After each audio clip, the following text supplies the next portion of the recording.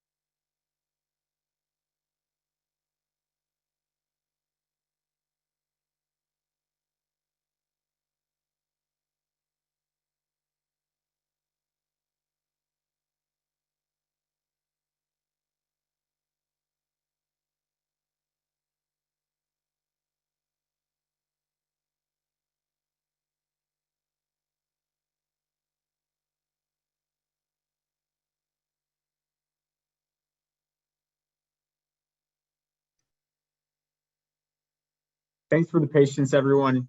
2 minutes, and we will have everyone, and we'll get going.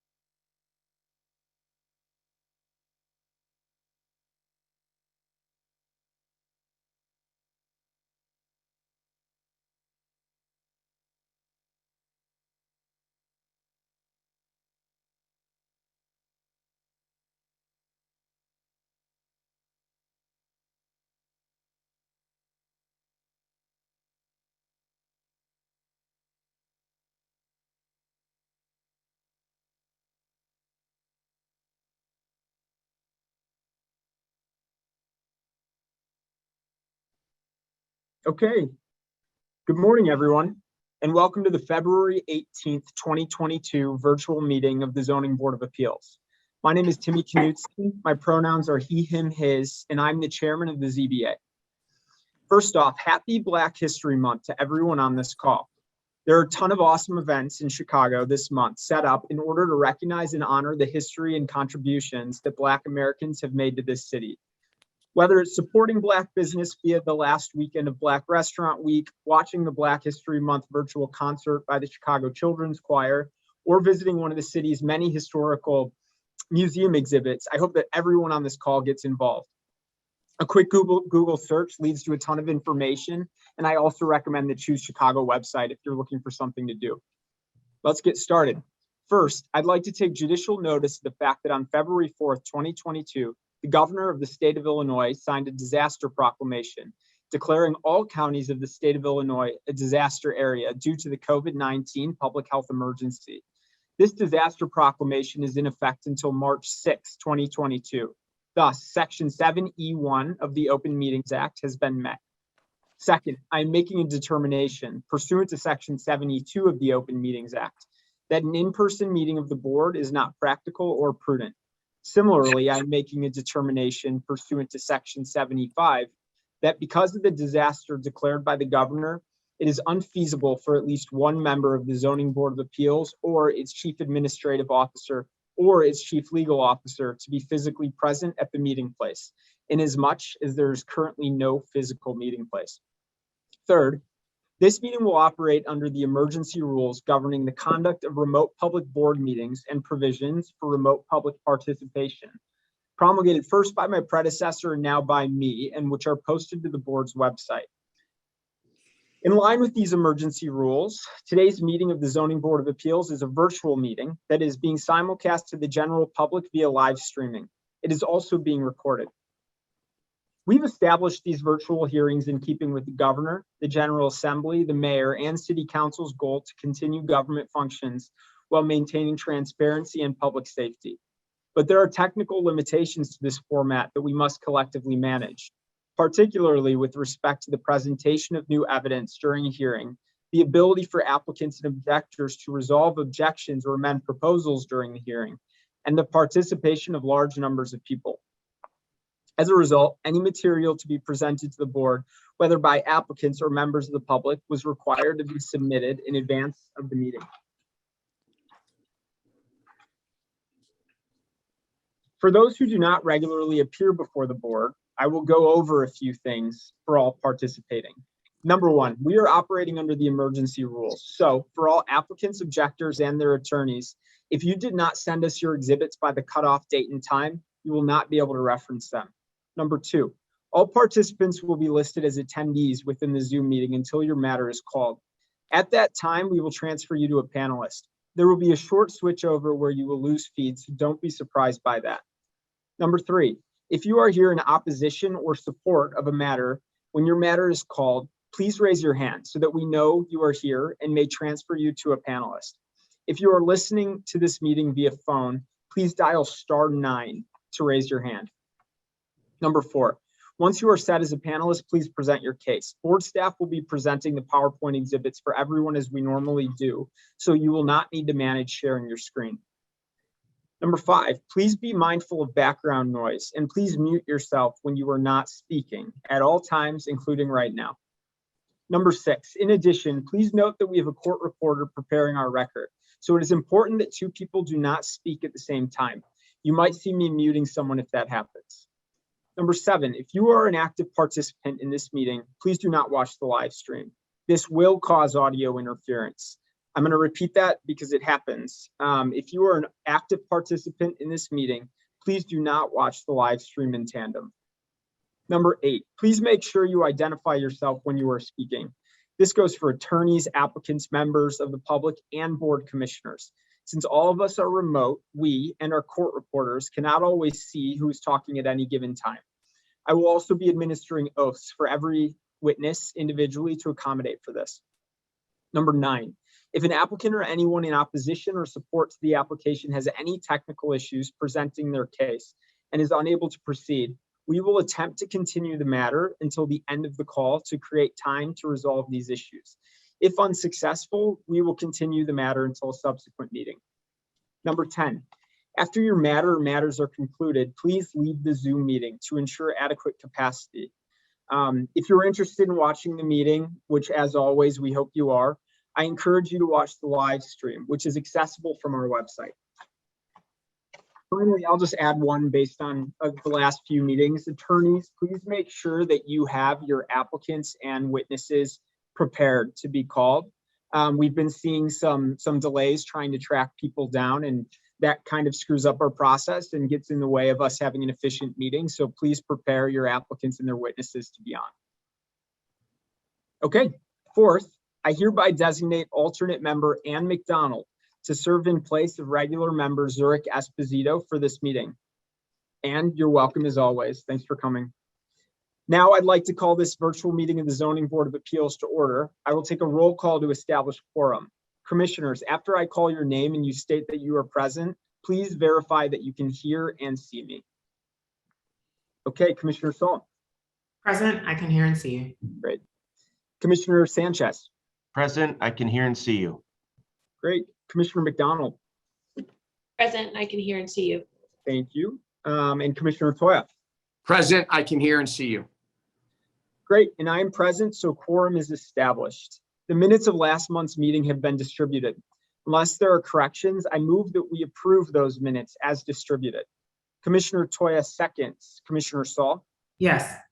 Commissioner Sanchez, Yes. Commissioner McDonald, Yes. Commissioner Toya. Yes. Great. They are approved. I move that we approve today's agenda. Commissioner Toya seconds. Commissioner Saul, Yes. Commissioner Sanchez, Yes. Commissioner McDonald, Yes. Commissioner Toya. Yes. I vote yes. Today's agenda is also approved. Now we're going to take continuances and withdrawals. We'll stick with normal process here. I will go down the list of where I believe via our staff we have some continuances or withdrawals, and then we'll open it up to anyone else on the call. Okay, so first up, I want to call calendar number 436-20-S, which I believe that Alderwoman Dow is here to speak on behalf of.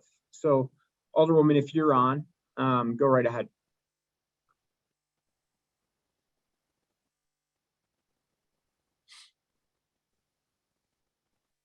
Yes,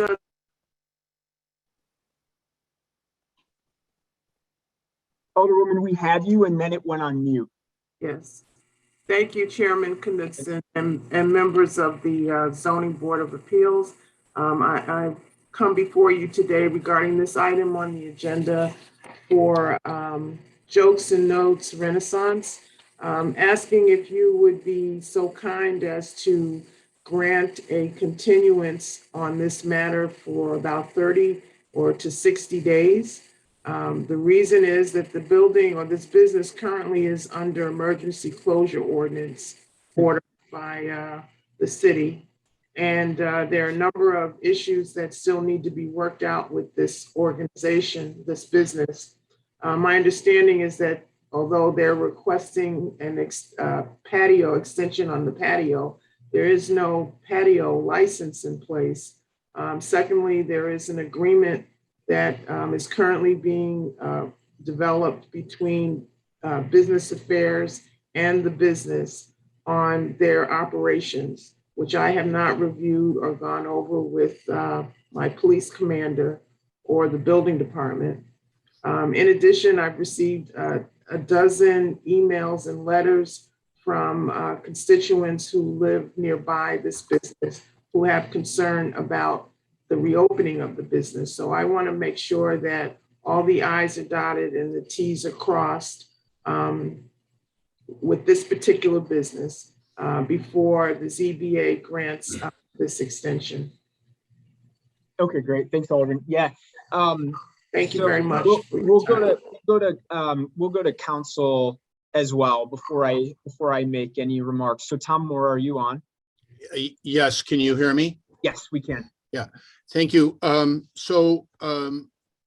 This is a case where last February, a year ago, this board granted a special use to allow a outdoor patio at this long-established facility. And Mr. Sean Dyes, one of the owners, is on as well, and they have diligently pursued, but during COVID, the building department, their architects have had corrections and repeatedly gone back, and they have not delayed in any way, but it just hasn't gotten done, and they need to finish that before the license will issue. As the alderman says, and I certainly respect the alderman's concern, there was an incident, and they have worked out an abatement, and the building department came through and did a task force. So they've done most of those things and are close to getting them done as well. The problem is we are required to request an extension within the 1 year, which we have timely done. I don't know I've talked to staff, they don't know. If you were to continue our request for an extension, whether that in any way diminishes it, or whether it, since it was timely filed, if it's still good. The establishment is very cooperative with the city and has been cooperative and will continue to be cooperative, but they don't want to go and start all over. So that's the quandary, whether if you grant this, the alderman's request for his continuance, if we still have, if 30 or 60 days from now, and everything is resolved, if you still have jurisdiction, since we timely filed, to grant an extension at that time. That's the issue, and we would just don't want to have to start over. That's the most important thing from our point of view. Yep, and let's see, because in 1 second, I'm looking into the issue, but I believe because it's been timely filed that you should be fine there.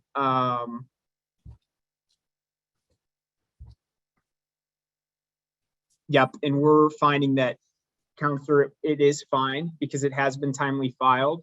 My initial thought, just reading into this ahead, was that the alderwoman was objecting, and therefore we vote on it today. But it sounds like there's just more information that's needed for her to formulate whether she's objecting or not. And there's a plan of operations. So I would like to continue this to April, and because this was timely filed, we will hear it.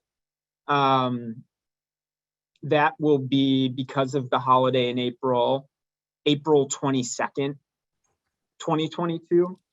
And it sounds like meantime, there's a plan of operations to be figured out. There's some conversation, and hopefully everyone communicates in between to see if the alderwoman wants to, of course, come back and object or otherwise.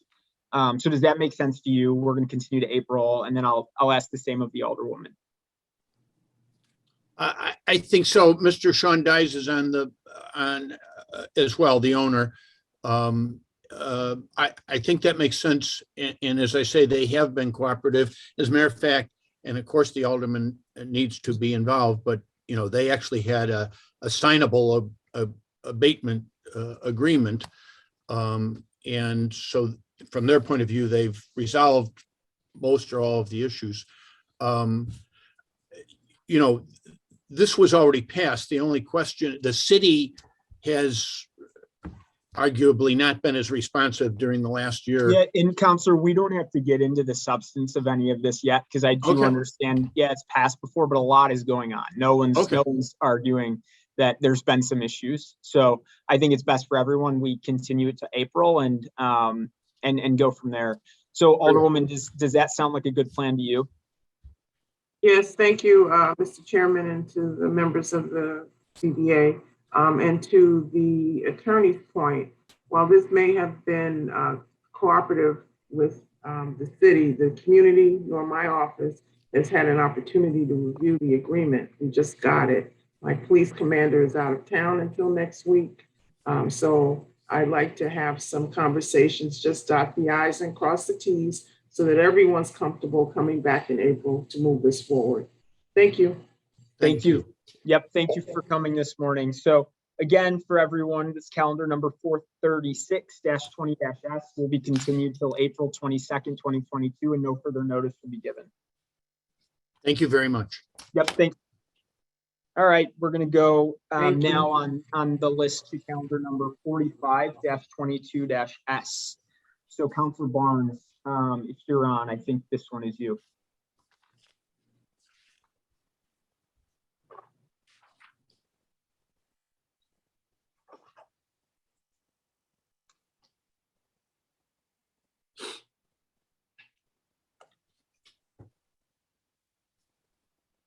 Let's see, Councilor Sarah Barnes, are you on? I am. Sorry, it took me a minute to get in. Thank you. Good morning. So this is 45-22-S, just discussing a continuance. Yeah. unfortunately, we agree to disagree a little bit on the continuance request. I do want to very much acknowledge and appreciate the time and effort spent by DPD. I know everyone's really busy in evaluating the special use above and beyond to make their recommendation to the zoning board. I too am a one-man band, so I understand the time that it takes to get one of these through the entire process. Towards that end, though, I do have a restaurant that is prepared to proceed here today. They've been ready for over a year, and we've been working through the different processes. In a time when there's restaurants shuttering all across the city, we do very, very respectfully object to the continuance. We are prepared to proceed today. We submitted the application on November 22nd. Findings of fact, which are over 60 pages long with exhibits and affidavits and an expert report and photographical evidence and data, were submitted on January 6th. And then we started communicating with the Department of Planning and Development on January 14th and have responded to over 33 comments and corrections from the Department of Planning and Development. We completely implemented every single design revision that was requested by the Department of Planning and Landscape, as well as CDOT comments. And we've continued to engage. I've provided 9-page summary in addition to the findings of fact that contain very much data and empirical evidence, as well as additional exhibits. The parking is the only requirement that would have to be determined. There is no parking determination required because with our parking conditions that are being proposed, we actually are providing over 4 times more parking than is required under the zoning ordinance. Counselor, I'm going to cut you off just because we're getting to substance. And, oh yeah, sorry. We So don't have a recommendation, and so we're not going to be hearing it today. But I do want to give DPD a chance just to respond. So I see Nancy on. Nancy, if you want to speak on this one, go right ahead. Steve might be on as well. Anything works for us. Yeah, I'll speak, and I know Patrick Murphy said that our zoning administrator said he would be available as well. The concern at this point is, and first I want to acknowledge that Sarah Barnes and her team have been very responsive to a lot of our comments and questions. So, but the last issue is, Yeah, They had so I don't, as long as they're protecting our rights. what they had advised us recently is that they do have contracts with delivery partners. And because there's been some issues with how that can impact parking in other locations, our zoning administrator specifically said we really need that data. And the data came in late yesterday afternoon. We need CDOT to be able to look at it and weigh in on it. And we also need to be able to look at it ourselves and review it internally with the zoning administrator and the assistant zoning administrator. So we are requesting a continuance so that we can get that data analyzed and provide a recommendation to the ZBA.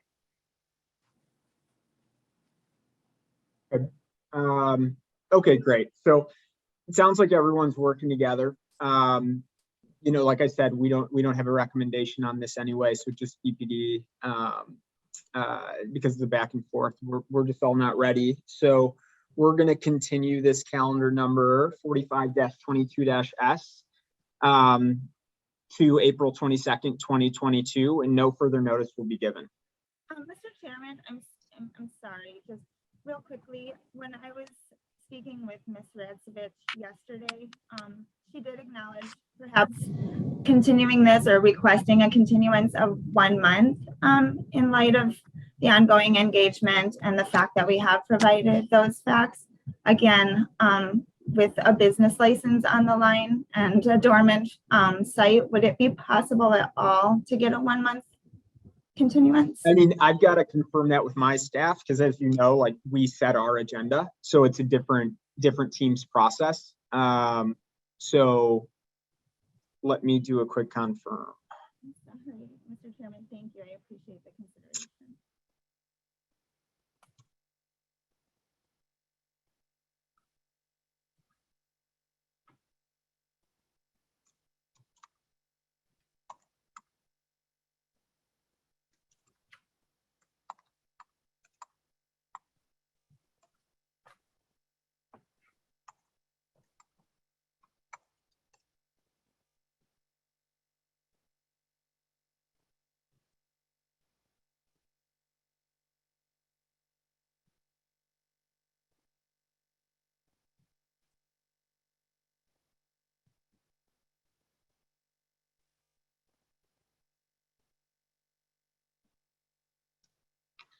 Yeah, Counselor, I'm sorry, but we were too close to the next meeting. So, I understand this is all pre-ZBA, this conversation, and we only have so much exposure into it, but we've got to put this to April 22nd, 2022 for our process.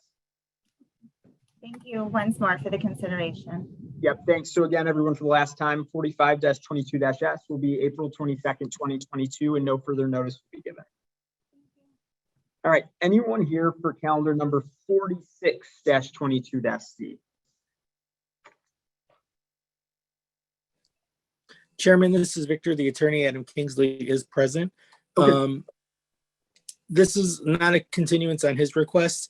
The publication that was published incorrectly, so I need to republish it for a March date. Okay. Okay, this makes sense. So this is a clerical issue, and therefore we'll go to March 18th, 2022, and is already on our agenda for that meeting. So again, no further notice will be given on this one. Thank you. All right, how about 49-22-S?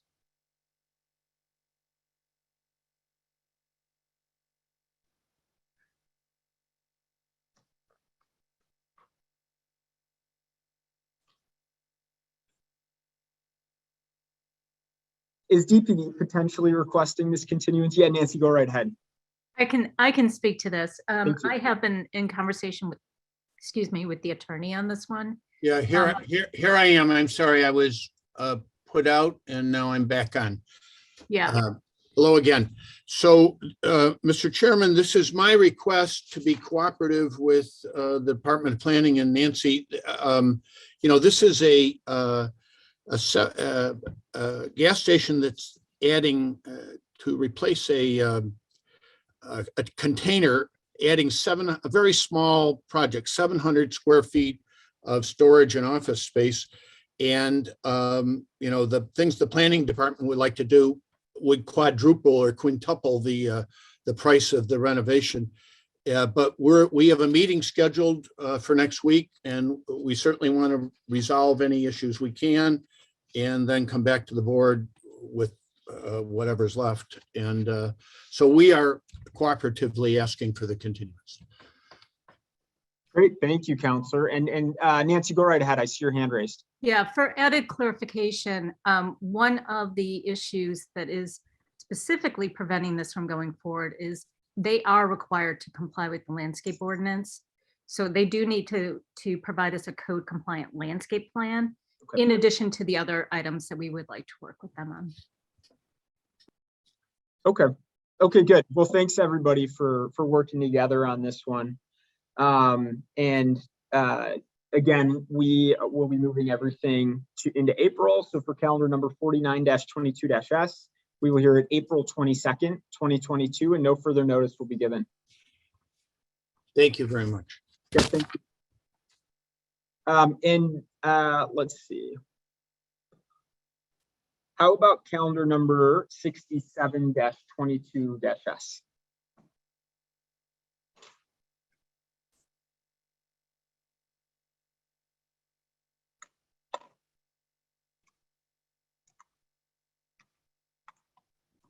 Good morning. This is Mike Noonan here for 67-22-S. Morning, Counselor. Morning. We'd like to request a continuance on this one on behalf of the applicant Tri-City Foods. We're working with DPD and CDOT on some site circulation issues and some other site plan issues, and we are just wanting to get those ironed out before we proceed. Okay, great. Sounds good. So 67-22-S, we're going to continue to April 22nd, 2022, and no further notice will be given. Great, thank you. Yep, thank you. Thanks, everybody. Okay, anyone on for 75-22-S?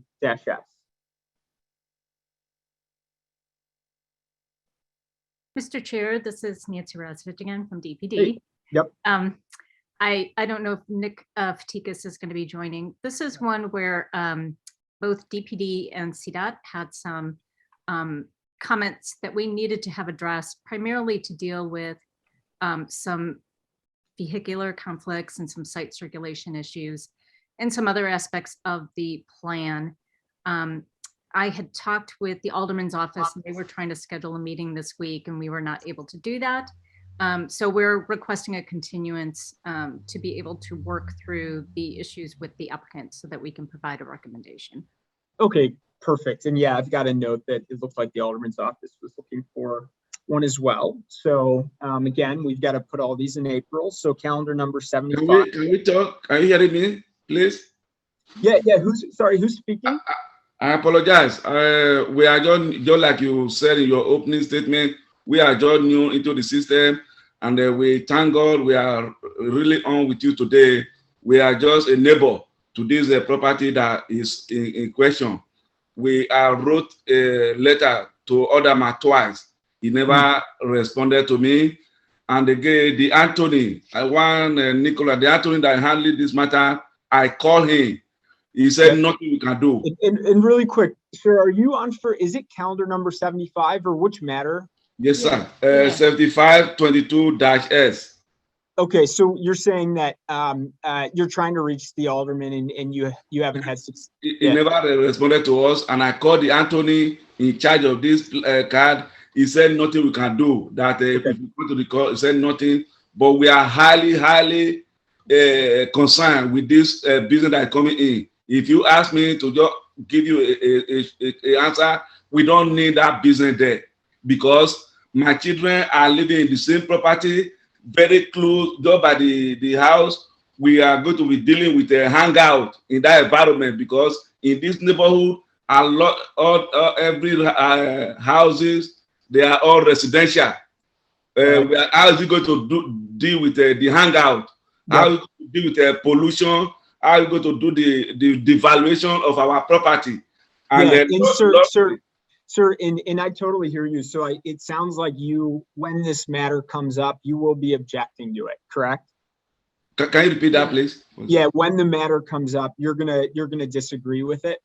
Yes, I'm going to disagree with it. And so what's happened today, just to clarify, so it sounds like the alderman had a bunch of questions too, so we're not going to be hearing this matter today. Instead, we pushed it back for 2 months. So in April, if you don't feel like this has gotten to a place that fixes the problems in your eyes, in April, come to our meeting and sign up as an objector, and we'll hear all your concerns when we hear the substance of the case. Today, we're not making any decision. So it's April 22nd, 2022. Okay. Where and when can we sign for the objection? Do we come to your office or something like this? Yeah, contact. We'll make sure that you can reach its ZBA staff. So if you look up Victor Reza, and he'll help you get signed up as an objector ahead of time. Okay. He has a telephone number, or I just come to the city hall? Yep. Use the telephone number for the ZBA. Oh, okay. What's his name, please, if you don't mind? His name? Yes. Victor Reza. Victor. Okay, Victor Reza. And it's on the website. If you search Chicago ZBA, it'll come right up. Okay. We will call her. Okay. Okay. Excuse me. Perfect. So we'll make sure you're signed up as an objector. Don't worry, and then we'll hear your issues then. Okay. Sir, is that? I'm sorry. Yep. Because I had my hand raised for the previous one, but I didn't know because I came in kind of late, so I apologize. Is that for the same, will we take the same steps for one that you've already said? Yes, yeah, and sorry about that. So ma'am, which one were you on for? I want the gas station 49-22. Yep, okay, so that one will be April as well, and you'll take the same process if you want to come and object. Okay, and then you say we can call the Victor Racer or we need to go down to City Hall? I'm sorry. No, you don't need to go to City Hall. Yeah, you can call Victor Ressa. The number is, if you just search Chicago ZBA, all the right numbers will come up. Okay, thank you so much. Yep, thank you. Okay, so just to clarify for everyone, calendar number 75-22-S will be continued to April 22nd, 2022. No further notice will be given. Okay, I see a hand raised by an Aaron Riley. Ms. Riley, go ahead. I'm curious if 47-22-C is also part of the process that you just itemized with calling to object and handling this in April. Let's see. 47-22-Z will be on today. So if you're objecting, stay on the call and we'll get your objection when the calendar number comes up. Okay, thank you. Great. Okay, again, we're on continuances and withdrawals. So I have one more I want to bring up until we open things up. So 76-22-Z and 10-22-S. Is anyone on for this one? Yes, Chairman Nicholas Vatikas on behalf of the applicant. And we are, as I'm sure DPD acknowledged, we're still working through some site changes to address some concerns raised about access. So we're not objecting to a continuance. Okay, great. Thanks, Counselor. So we're gonna continue on the record at 76-22-Z and 10-22-S to April 22nd, 2022, and no further notice will be given. Thank you, sir. Thank you.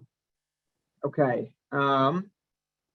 One last one on the list is 274-21-S and 521-21-S.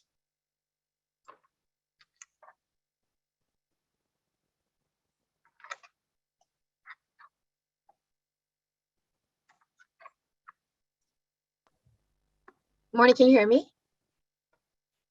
Yes. Yeah, is this, who's speaking? Chairman, they just accepted promotion, so they're joining as panelists.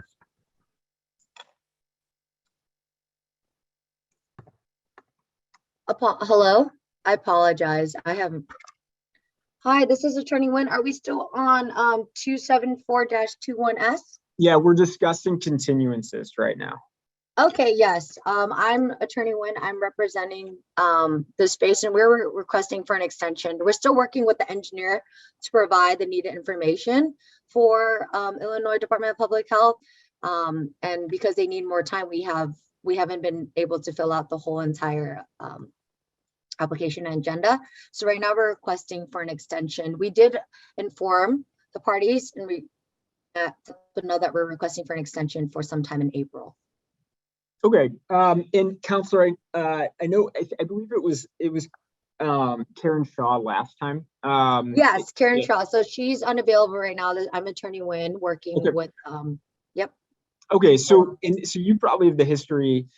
We've continued this a few times, and it's gotten to the point where the next date we give you, if you're not ready on this one, we're either going to dismiss it or ask that you withdraw and refile. So this is kind of the last chance. So up to you if you want to choose April for that, or if you want to even push it further, like into May. I just want to put everyone on notice that this is the last shot. Okay, that actually makes sense. I think just to be on the safer side, because this is the final and last one, May, just to be on the safe side. Okay. I'm going to request for a date of May. Yep. And so this again, it's 274-21-S and 521-21-S will be heard on May 20th, 2022. May 20th? Yep. No further notice will be given. And as noted, everyone is on notice that should the parties not be ready once again, we'll either dismiss it or the applicant can withdraw and refile. Chairman, what are those addresses again? So the address is State Street. Hold on, Sam, let me pull it up. The address is 7401 South State Street. South State Street. All right. Yep. Just want to make sure. Yep, it's an infuser and a grow for cannabis. Yeah, I got it. I just wanted to make sure I had the right address. Thank you. Yep, thank you. All right, thanks, Counselor. Okay, thank you so much. Okay, is anyone else on, again, just to request a continuance or withdrawal? If you are, raise your hand.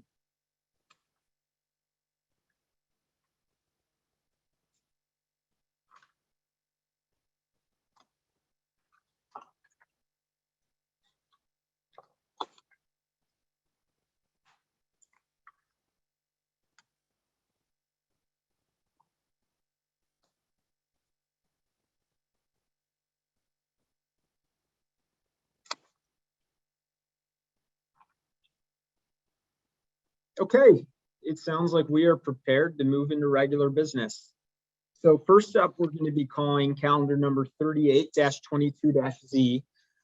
Every matter you're going to hear me saying, if anyone is on to object, please raise your hand and we will make sure that you're promoted and have a chance to speak.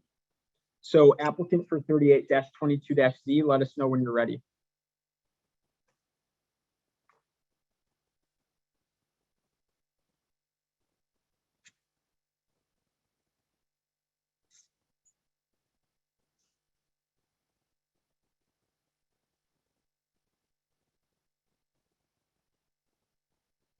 This should be an Andrew Carnegie or a Thomas Budzik.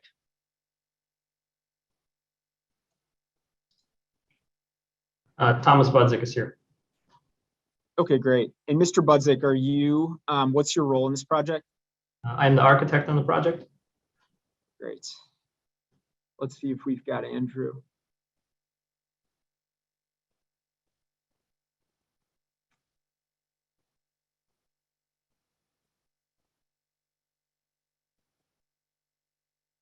And Thomas, any idea on your client? I did confirm with him yesterday that he would be on the call first thing. So I will check with him and see if I can see where he's at. If Andrew Carnegie is signed in another name, if Andrew could raise their hand in Zoom. Yep. And Andrew, if you're on a phone, *9 is how you raise your hand.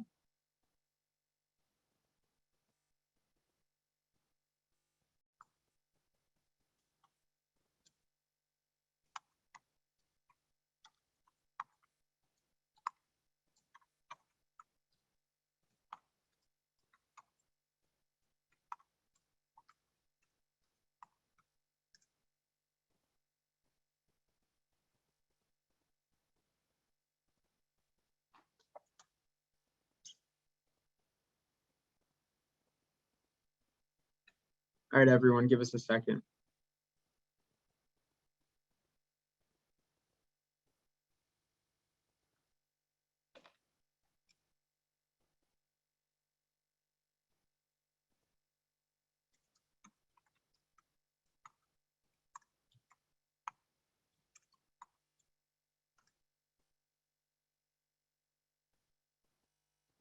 Okay, here we've got Mr.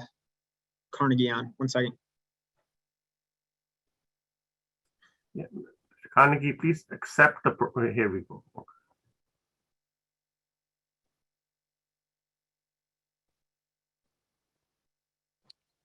Hello, Chairman, can you hear me? Yeah, we can, but there's some feedback. So if you're on 2 devices, you've got to sign out of one. Sorry about that. I was signed in on my laptop and I couldn't get it. I was like screaming at my screen. I couldn't get it working. No I just worries. switched to my phone, so I apologize for that. No worries. We're just getting started today, so it's all good. So we are on your matter 38-22-Z. I've noted if there's any objectors, they should raise your hand. And I know you're pro se, other than your architect being here.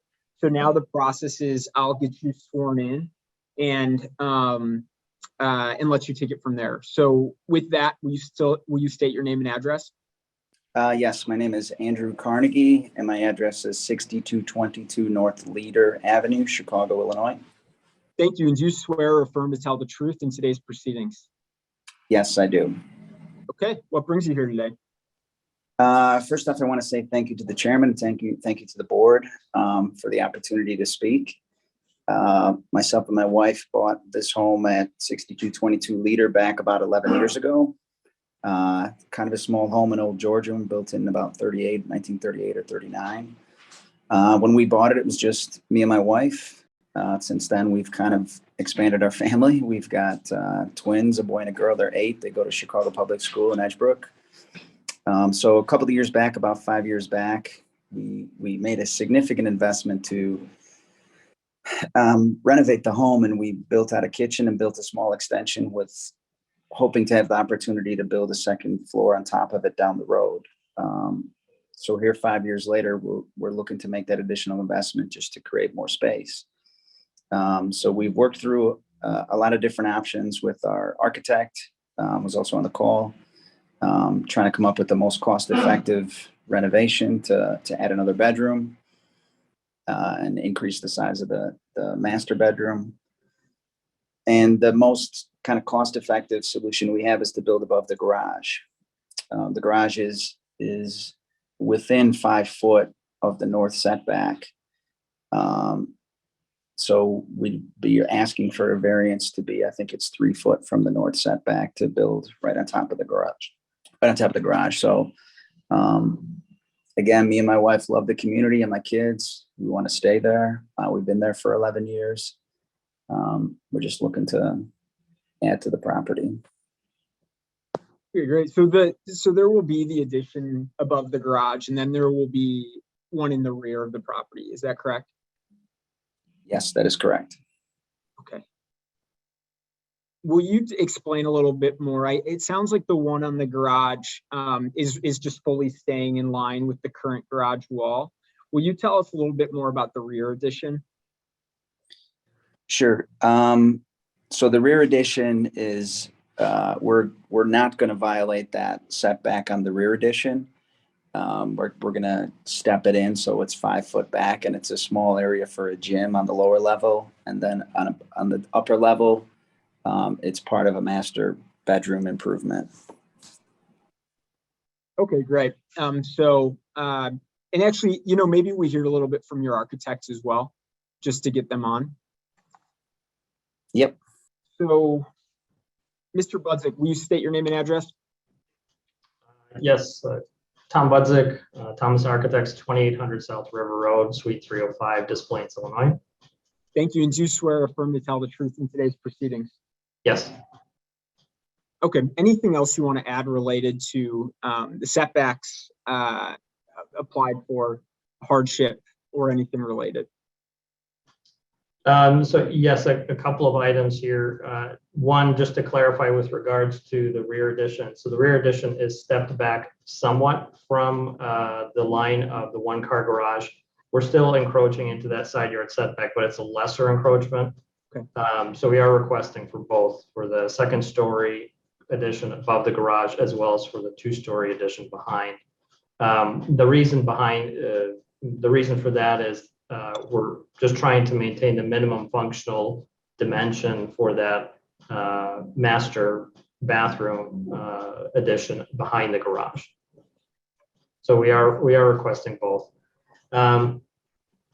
Just a couple of other things. This is a classic brick Georgian with the 1-car masonry, 1-story attached garage to the north.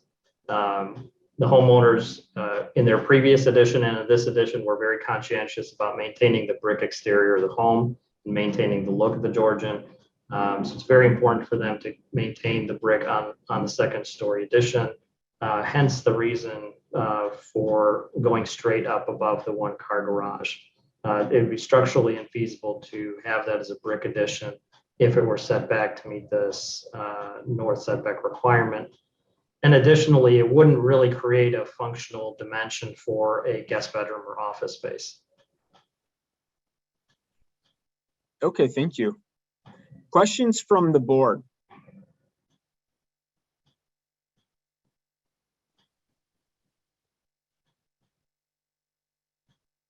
Okay, Mr. Carnegie, it sounds like we have what we need here, so we'll take this under consideration. Thank you very much. Yep, thank you, everyone. Have a good weekend. Okay, let's call calendar number 39-22-Z. So as we wait for the applicant, Alexis Leverens, if anyone is on to object for 39-22-Z, just raise your hand and we'll make sure that you get promoted.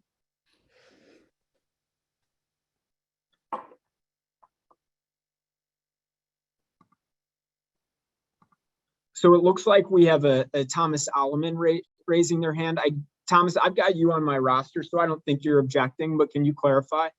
Oh yeah, sorry, it's just speaking as the architect, not objecting. Perfect, thank you. Do we have Alexis on as well? Yep. Hi. Okay, great, hi. So I'll go ahead and get you sworn in. Alexis, will you state your name and address, please?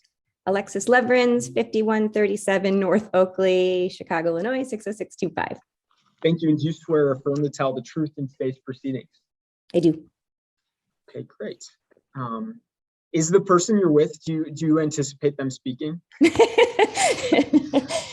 Probably not. Okay, we'll get you sworn in just in case. Will you state your name and address? Yep, Jeff Leverens, 5137 North Oakley, Chicago, Illinois, 60625. Great, and do you swear or affirm to tell the truth in today's proceedings? Yes. Okay, Ms. Leverens, what brings you here today? Pretty much the exact same situation as Mr. Carnegie. We're looking to put an addition on the back of the house. We've been here for 10 years, had one kid at the time. Now we only have 2 bedrooms upstairs, and we've got a cranky 12-year-old with a very sweet 8-year-old that share a room. And we'd like to give the cranky 12-year-old her own space to be cranky. And then we have a porch or a balcony off of the second story in the back that we don't ever use. So we just wanted to build that out. And then in order to make it usable and big enough for a bedroom, we have to expand a little bit, which is where we're getting into the additional square footage that Thomas can speak on a little bit better than I can. Yeah, maybe we go to Thomas because I think there are some intricacies with the garage potentially being slightly above grade. So Thomas, can you state your name and address? Sure, Thomas Alleman, 1234 Sherman Avenue, Evanston, Illinois. And do you swear or affirm to tell the truth in today's proceedings? I do. Okay, go right ahead. Sure. So we're asking for a variance for the FAR of 11.8%. As Alexis said, they've been there for a while. This is so that they can remain in the home. It's an RS3 district, which allows for 2-story homes with basements. The extenuating circumstance here is that the home was built in about 1906 when it was common to build the first floor quite a bit higher, so as to excavate less. And because of that, we have to count the basement as part of the FAR, and that's what's kicking us over. And so that's the extenuating circumstance. Great, thank you. Any questions from members of the board?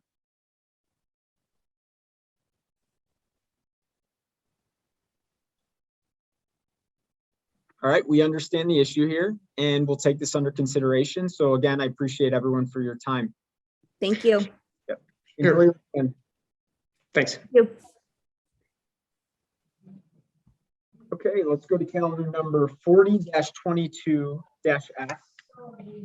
And while the applicant gets situated, again, if anyone's on to object for 40-22-S, please raise your hand and we will get you promoted.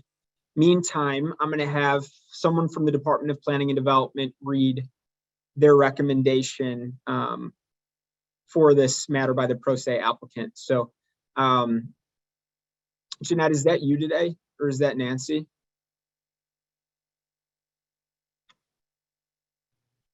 It should be Nancy. Okay. Nancy, I'll get you sworn in because we'll probably hear from you a few times today. So can you please state your name and your role? Absolutely. Nancy Razovich, Department of Planning and Development. I'm an Assistant Commissioner with the Zoning Bureau. Thank you very much. And do you swear or affirm to tell the truth in today's proceedings? I do. Okay, will you go ahead and read us this rec? The Department of Planning and Development recommends approval of the proposed nail salon. The department finds that the proposal complies with all applicable standards of the zoning ordinance, is in the interest of public convenience, and will not have a significant adverse impact on the general welfare of the neighborhood. The department also finds the nail salon will be compatible with the character of the surrounding area in terms of building scale and design and operating characteristics. Lastly, the proposed nail salon is designed to promote pedestrian safety and comfort. Great, thank you, Nancy. Sure. Do we have the applicant on? Yes, I'm here. Thank you very much. Will you state your name and address, please?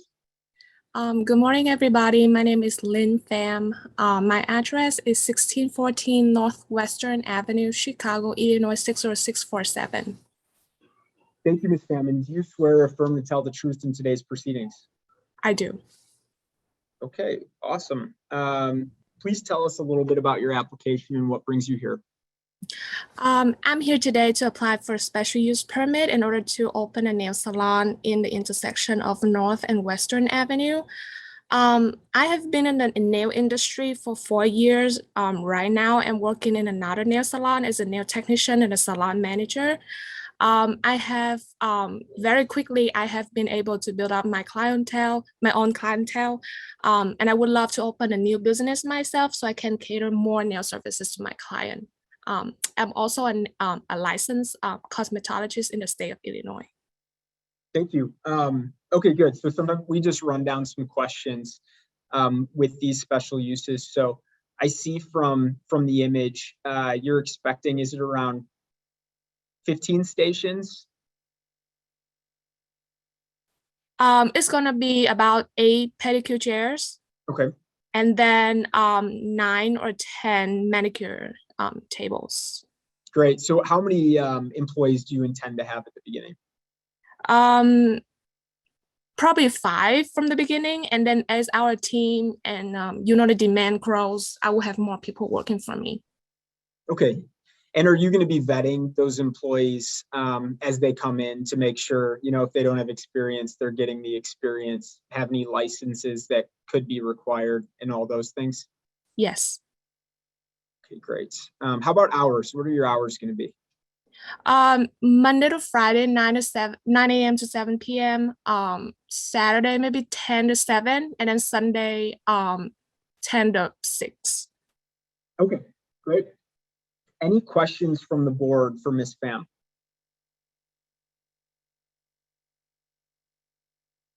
Okay, Ms. Pham, thank you so much for coming today. We wish you luck and enjoy your weekend. Thank you. Thank you. Thanks. Bye. Okay, let's go to calendar number 41-22-S.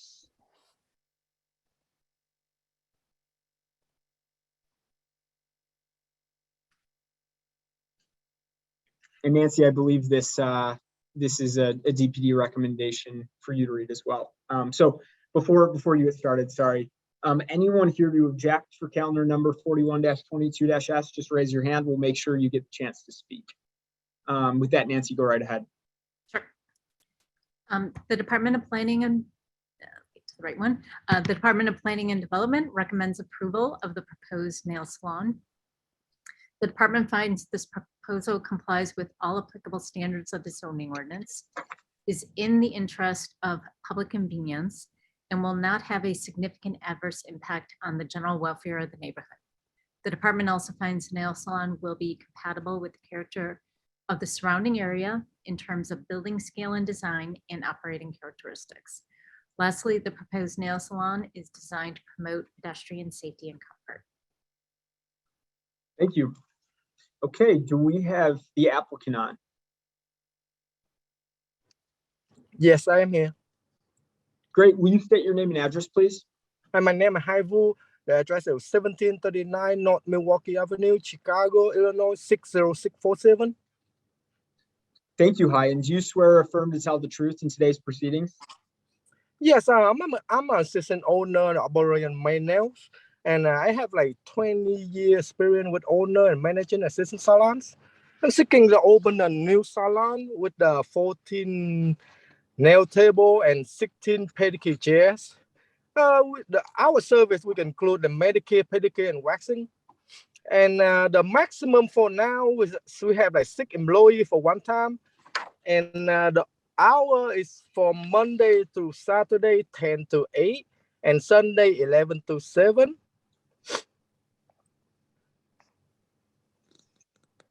Thank you. Yeah, and how will you explain your process on hiring employees a bit? It sounds like you've been in this industry for a while. So how many employees are you going to hire, and what's your interview process going to be like? Right now I'm just have like 6 employees right now, and we will like expand more, like we'll hire more employee if like business running good.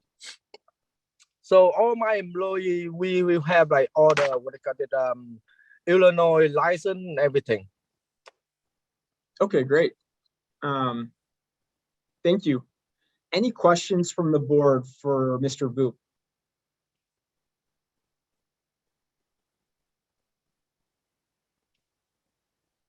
Okay, Mr. Vu, thank you very much for your time today, and we'll take this under consideration. Thank you so much. Yep.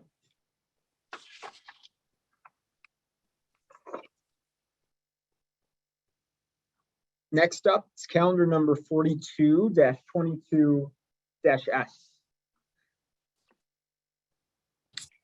So as the applicant gets settled, again, if anyone's here to object 42-22-S, please just raise your hand and we will get you promoted. And Nancy, I think this is you again, so you can go ahead and that's right. Thank you. Thank you. The Department of Planning and Development recommends approval of the proposed nail salon.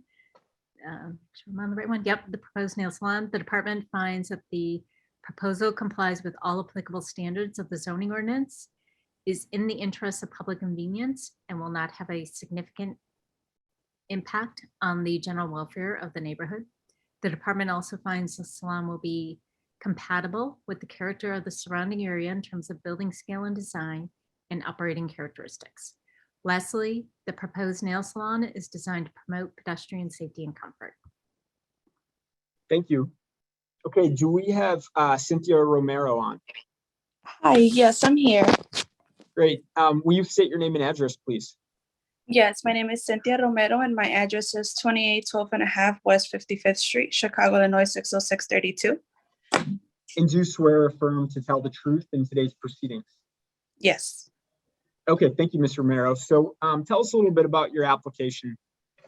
So I'm applying for the special use to be able to establish a nail salon. I've been licensed with the state of Illinois for 3 years now. I do hold my nail technician license. And the reason why I chose this location, it's not going to be something too big. It's pretty small. It's only 700 square feet. But there's no nail salon around the area. The nearest is, I believe, is 1.2 miles away from where I am. There is an existing beauty salon next door, but they do not offer any nail services. So the area lacks the service that I will be providing. Great. And how many employees do you intend to have in your shop? 3. And of course, I'll provide training if they're just out of school, and I will also require their state license. Great. And apologies if you already said this, but will you state the hours that you intend? Yes, so I plan to open from Monday through Friday from 10 a.m. to 7 p.m. Saturdays from 10 a.m. to 5 p.m. and Sundays, I'm still debating if I want to open or close. Okay. Thank you. Yeah. All right. Any questions from members of the board for Ms. Romero?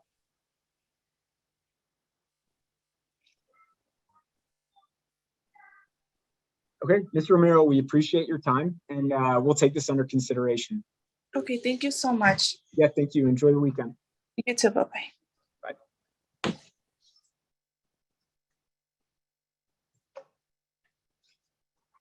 All right, next up is calendar number 43-22-S. As the applicant gets situated, I'm going to read this recommendation by DPD.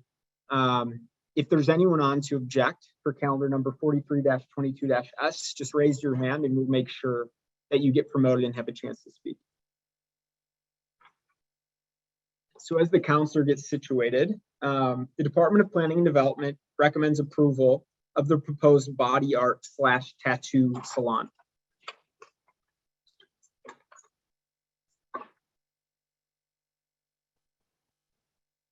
Good morning. Can you hear me? Yes, we can. Is this the counselor? Yes, it is. My name is Chris Kazwara, attorney for the applicant. And the applicant is here in my office as well. And then the Mr. Joseph Ryan will also be testifying. And I believe he's in the room as well. I am. Okay, great. Thanks, counselor. Should we get your applicant sworn in? Yes, please. He's right here. Hello, good morning. Morning. Will you state your name and address, please? Sure, my name is George Garcia. My address is 5122 South Rutherford, and that's in Chicago, Illinois, 60638. Thank you. And Mr. Garcia, do you swear affirm to tell the truth in today's proceedings? Yes, I do. Okay, counselor, go ahead. Take it away. Okay. Good morning, Mr. Chairman and members of the ZBA. My name is Chris Kazwara, attorney for the applicant. My offices are 5838 South Archer Avenue. The applicant is Eternal Studio Corporation. They are seeking a special use for the property at 6658 West Archer, Chicago. The property is currently zoned B31 Community Shopping District. It is improved over a one-story brick building currently occupied by edible arrangements on one side and a storefront on the other side. The applicant seeks to establish a body arts tattoo salon at the place of business. I would like to call George Garcia, who's the shareholder, officer, and director of Eternal Studio Corporation. Mr. Garcia, can you just state your name and home address? Yes, once again, my name is George Garcia. Current home address is 5122 South Rutherford, and that's in Chicago, Illinois, 60638. Okay, and then you've previously operated a body arts tattoo arts business at 6658 West Archer Avenue. Yes, sir. Okay, and why are you reapplying for the special use now? Unfortunately, when due to the fact that COVID hit and everything, I was having a hard time trying to reestablish my business license to go ahead and renew it. By the time I was able to come into the office, they had already told me that I have to go through the whole process again. So I'd pretty much have to reestablish and redo to try to get a special use permit. And how long have you been in the tattoo arts line of work? I've been a little bit over 15 years already. Okay, and have you entered into a lease with the property owner at 6658 West Archer Avenue? Yes, sir. Okay, what will be your hours of operations and days of operation? I pretty much will be established from Monday through Sunday. I will be having my shop hours open from 10 a.m. Till about 10 p.m. And then how many stations will you have? I have 3. And how many employees will you have? 3. And then what services will you provide? Just strictly body art, just tattoos. Okay, do you have an established clientele? Yes, I do. And do you believe there's a demand for your services in this location? I believe there's a high demand for this. Okay, and then are you aware of any objections to the establishment of your business? No, none at all. And you also have a letter of support from Alderman Taveras? Yes, I do. Okay, and then you provided an affidavit, is that correct? Yes, sir. And then if you were to continue to testify, would the testimony be consistent with the statements made in your affidavit? Yes, sir. Okay, that's all I have from Mr. Garcia. I'd like to call Mr. Ryan. Morning. Good morning. Mr. Ryan, will you state your name and address for the record, please? Joseph M. Ryan, President, LaSalle Appraisal Group, with offices at 9455 South Point Avenue in Chicago. Thank you, Joe. And you swear or affirm to tell the truth in today's proceedings? I do. Okay. Great. And we acknowledge Joe's expertise based on many, many past experiences. Yep. Okay. Mr. Ryan, have you been retained by Mr. Garcia to provide a consulting report for this property? I was, yes. And have you prepared such a report? I did. Okay. And then, so you're familiar with the property 6658 West Archer Avenue? Yes. You physically inspected the property? I did. Can you describe the property and the surrounding properties in the area? The properties along Commercial Ave, West Archer Avenue, which is a commercial thoroughfare. There's numerous personal service and small businesses located on either side of South Ashland Avenue, or Archer Avenue, sorry. And in your opinion, does the subject property meet the applicable standards required for the requisite requested special use in the zoning Yes, I ordinance? listed all the standards in my report and explained why the proposed use will conform to the criteria. Okay, and then you prepared the report and also an affidavit. And if you were to continue to testify, would your testimony be consistent with the findings in your report and in your affidavit? Yes. That is all I have, Mr. Chairman. All right, thanks, Counselor. Any questions from the board for the applicant?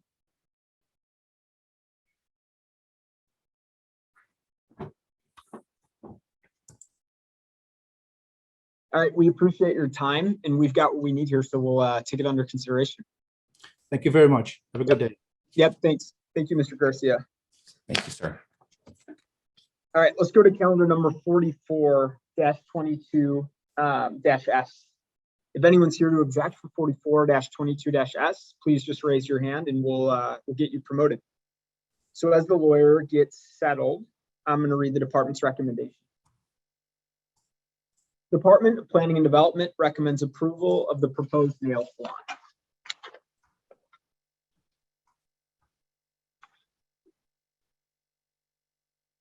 Okay, Counselor, whenever you're ready.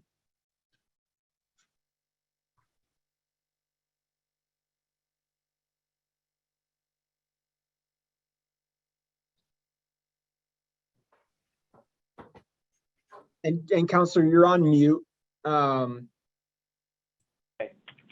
There we go. How about now? Okay. Yep, we can hear you. Yep. Morning, Mr. Chairman, and other panelists. Timothy Gamacorda here on behalf of the applicant. I would like to call my first witness, Mr. Nan Van Lee. He is one of the owners of the nail salon. Yep. Mr. Valet, do we have you on?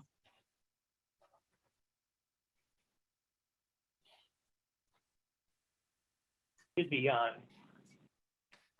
Chairman, I only see two people with the same attorney's name, but I don't see any Namva Lili or Lone. Oh, wait. Okay. Can you hear me? Hello, sorry. Yeah, no worries. Is this Mr. Valet? Yes. Okay, perfect. So we just state your name and address. My name is Nam Van Lee, and I live in 719 East 44th Street, Chicago, Illinois, 60653. Okay, thank you, Mr. Valet. And do you swear or affirm to tell the truth in today's proceedings? Yes, I do. Okay, great. Yep, Counselor, carry on. Hey, yeah, thank you. Good morning, Mr. Lee. I'm going to ask you some brief questions about your application. Okay? Yes. If you don't know an answer, or if you want me to repeat a question, just let me know. Sure. Okay? I'm going through a Vietnamese interpreter.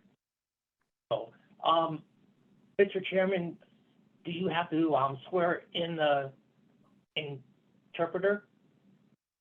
Yes. So,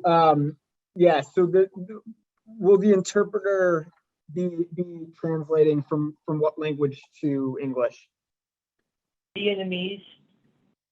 Okay. And the interpreter's name is Loan Nguyen, right? Right. Yes. Okay, Yes. great. Can you state your name and address, please? Hi, my name is Long Nguyen, and I live 8846 North Elmore in Naya, zip code 60714. Okay, great. Thank you, Ms. Nguyen. So do you swear or affirm to translate directly from Vietnamese to English and in reverse English to Vietnamese in today's proceedings? Yes. Okay, thank you very much. Thank you. Okay, Mr. Lee, can you tell the board why we're here today applying for a special use permit for the proposed salon, nail salon? I applied for special use because my previous owner, he had a special use. So when I take over the ownership, he said that I have to apply for special use. That's why I'm here. Okay, and how long have you been at that salon? I've been at this salon. 43. I've been a little bit over 10 years. Okay, and what's the name of your business? Design Number One Nail Studio Company. Okay, and did you purchase that from the old owner? Yes, I did. Okay, on what year? 2019. Okay. How many employees are at your salon? I have 7 employees. Okay. Are there 7 chairs?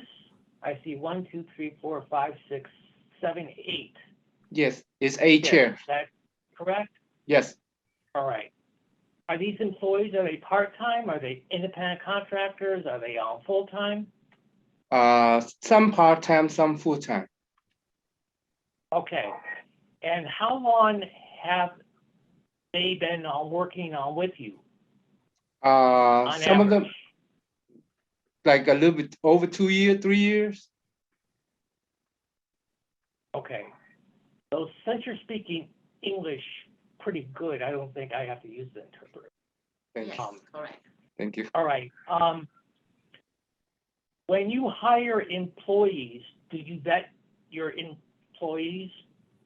Check for certifications, education experience, professional experience? Yes, they have. I have to make sure they have a license for nail license. All right. Can you tell the board what exact services your salon offers? We do manicure and pedicure. In the And salon. why should there be another salon in your area, in your neighborhood? I just wanna, for good environment, for people around there, they don't have to go too far. Okay. All right. Can you explain your hours of operation? The hour is Monday to Friday from 10 a.m. to 7 p.m. Saturday from 10 to 7. We close on Sunday. Closed on Sunday. Are you close to public transportation? Yes. Yeah. All right. And then I think I asked you this again, but I'll ask you again so you can clarify. Will this property bring unwanted noise or to the neighborhood? No. No. What's the benefit of your business to the neighborhood? It's a benefit for people who live around there. They don't have to go too far. It's close for everybody. To come get their service done and make sure we good to them. All right. Mr. Lee, I appreciate your time this morning. If the board allows, I'm going to call Mr. Ryan as my second witness here. Yep, great. And Joe has been both sworn in and recognized as an expert. Thank you, Chairman. Yes, he is. Mr. Ryan, good morning. Morning. Morning. Mr. Ryan, the record reflects that you drafted or authored a report concerning 4043 on West Madison. Is that correct? Correct. Did you actually physically inspect the premises? I did. Okay. And the record reflects your reasoning as to why the property satisfies all 5 of the criteria for special use permit. Is that correct? Yes, I examined each of the criteria for this board to grant a special use as promulgated in the zoning ordinance and explained why it did Okay. in my report. So, including your reasoning for all 5 criteria, you know, compatible with the character of the surrounding area, etc. Would it be fair to say that you adopt those reasonings and incorporate them into your testimony today? Yes. Any other questions here? Say, any questions from the board?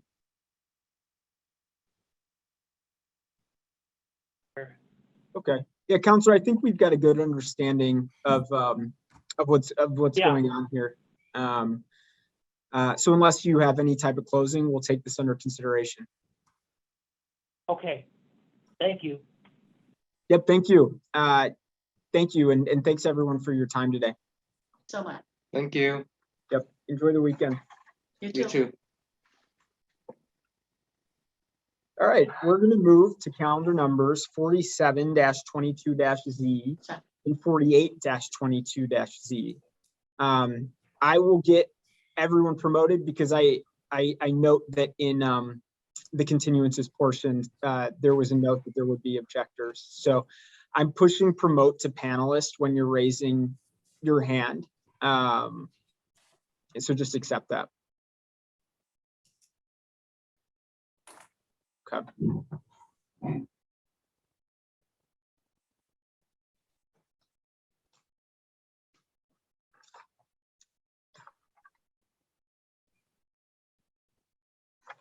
All right. So before we go on this matter, because there are objectors, I'm just going to go over kind of the process that we use when there's objector to the case. So I want to remind everyone that this is not a town hall. This is a hearing. So we as a board are looking for evidence that either supports or does not support the applicant's case. Here is how these hearings proceed. First, the applicant will put on their case and all of their witnesses. Then we'll turn to the objectors, and then the objectors can put on their case as well as ask any questions of the applicant's witnesses. After that, the applicant can ask questions of the objectors.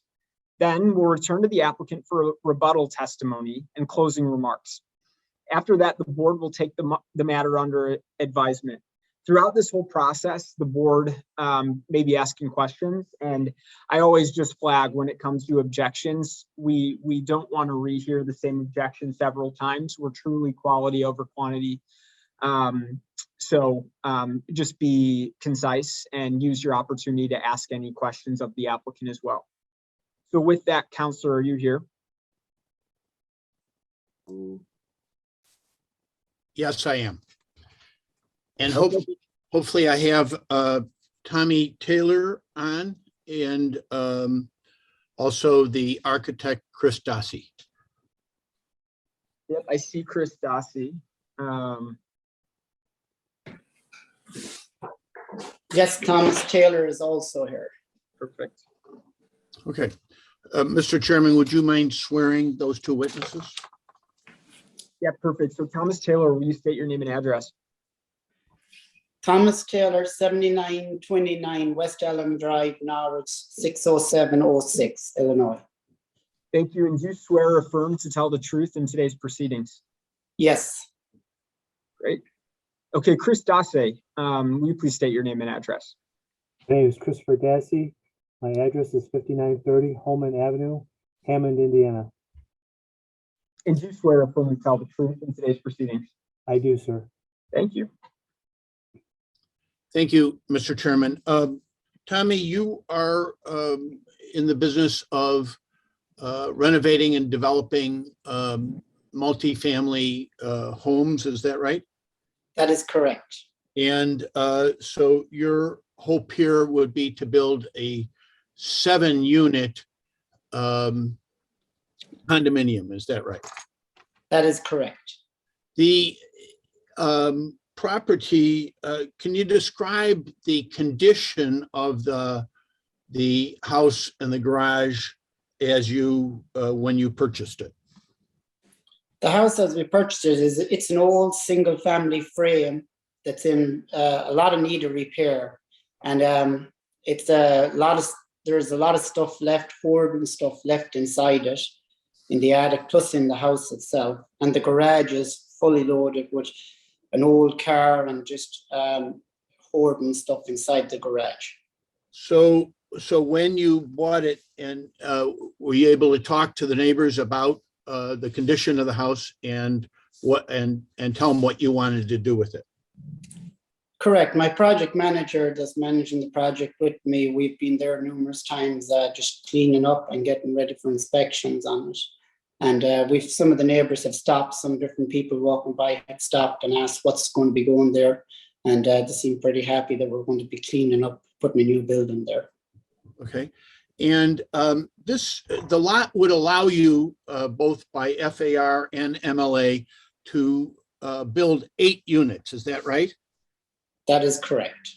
But the problem is you would not be able to put 8 parking places. There's no way to put 8 parking spaces in, and to do a condo, you need a garage parking space. Is that right? That is correct. So it's 50 feet across the back, 8 times the minimum for a parking space according to code is 8 feet, and 8 times 8 would be 64. There's no way to fit that across. And even the 7 that you are going to go forward with, 7 times 8 is 56. So you would not be able to put those across the back. Is that right? That is correct. So what you've done is you've put 4 across the back, and then you've put a second garage perpendicular that is facing north-south between the building and the garage. Is that right? That is correct.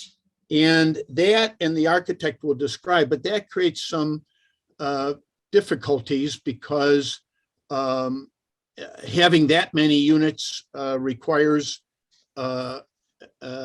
ADA compliance and a handicap access parking space, and that is what creates some of our difficulties that require us to ask for these variances. Is that right? That is correct. And you, this is just a little issue that's come up with the board sometimes. You did not go ahead and build the building and assume that the board would grant these variances. You have waited the last several months to have your opportunity to present your case in front of the board before you did anything. Is that right? That is correct. And there is a school across the street, and there's no parking on one side of the street because of the school, and the street actually gets blocked off during the day. Is that right? During school hours?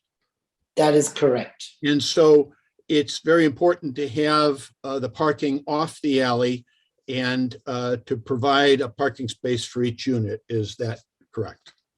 That is correct. The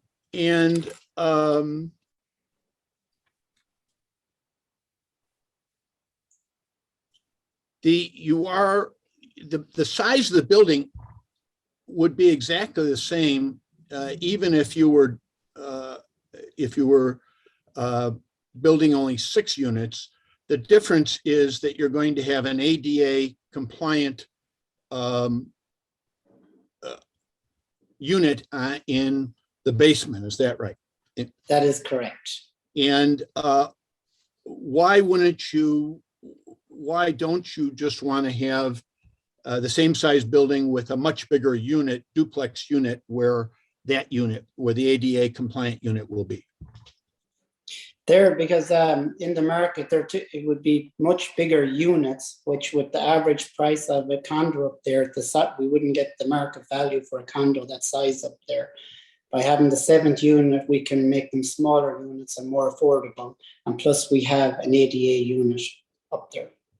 Okay.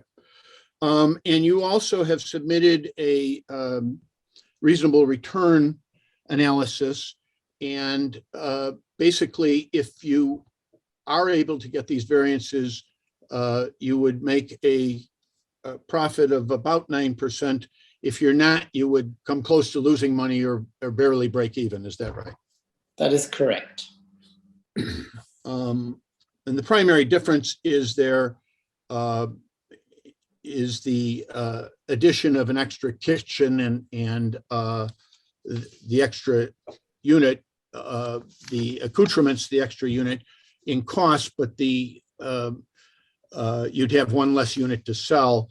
And so that's the difference in whether or not you could make a reasonable return. Is that right?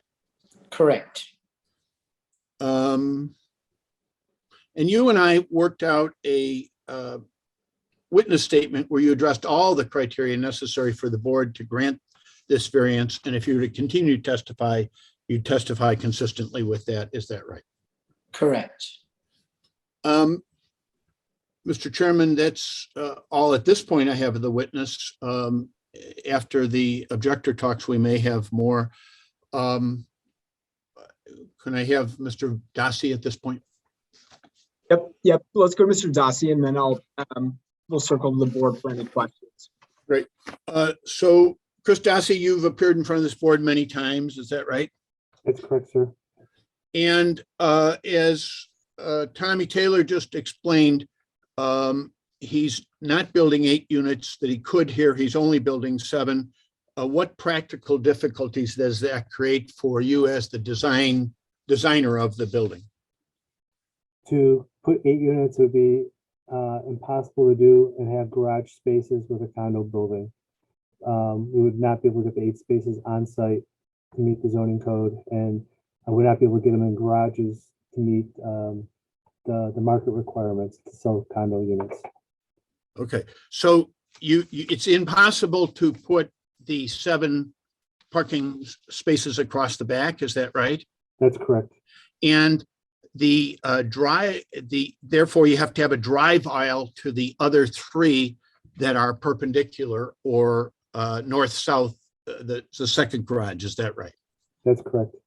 And the drive aisle, if it was the turning radius, if it was in the alley, is only 10 feet to the center of the alley. But when it's on private property, the code requires 22 feet. Is that right? That's correct. And so that slightly cuts into the open space. And because of that 22 feet requirement, the open space on grade.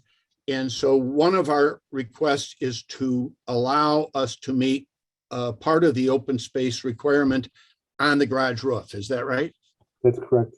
And the result is we still have a significant, about 280 square feet on grade, but with the garage roof, we'll have over 1,200 square feet of open space for the residents of this condo to use. Is that right? That's correct. So we'll have about 2.5 times the requirement by doing it this way. Is that right? That's correct. And the other problem is, in order to have an ADA compliant unit, that creates a couple of problems. One is the parking space has to have 1.5, so it has to have an extra 8 feet. Is that right? That's correct. And so that you actually built this building, you didn't even come to the backyard line, did you? No, we are about 10 foot short. Okay, but this, having the ADA compliant parking space adds an extra 8 feet that actually goes into the building part of the lot. In other words, you're beyond the rear lot line, the rear yard line, you're 8 feet or about 5 feet actually into the actual building part of the lot. Is that right? That's correct. And that then, because in a rear yard, a garage is a permitted exception, and it can be in the side yard, but because of the 8 feet of ADA compliant parking and going into the building part of the lot, we now need a variance for the side yard. Is that right? That's correct. And again, that's compelled by the fact that we're having this ADA extra 8 feet that goes into the building part of the lot. Is that right? That's correct. And the other problem that creates, the other practical difficulty, is that to have an ADA compliant unit, you need a lift to allow a person to get to the unit. Is that right? That's correct. And by putting that lift between the garage and the building itself, zoning looks at that as one continuous building. Is that right? It connects the two. Is that right? Yes. And that's why we need the rear yard variance, even though your building is not in the rear yard at all, but the lift connecting the two creates the need for a rear yard variance. Is that right? Yes, that's true. So is it fair to say that all of these practical difficulties are compelled by the requirement to have an ADA compliant unit and parking? That's correct. And that, how is that mandated besides Chicago code? Is there any other authority that mandates that? Yes, it's federal fair housing requirements. Okay. And when you're done with this plan, if the board were to see fit to grant it, this building will be totally code compliant, both with all jurisdictions. Is that right? That's correct. Mr. Chairman, that's our case in chief, and we're available. These gentlemen are available for questions. Thanks, Counselor. Any questions from the board before we move over to the objectors?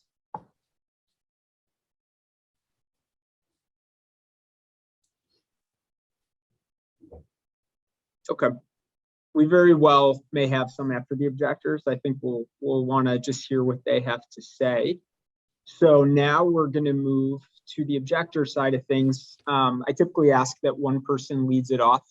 So if you're that one person, could you just unmute and let us know your name and address, and I'll swear you in. Hi, my name is Erin Riley, and I live at 4322 North Ashland. Thank you, Ms. Riley. And do you swear or affirm to tell the truth in today's proceedings? I do.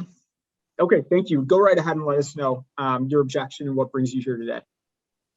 Okay, great. Thank you.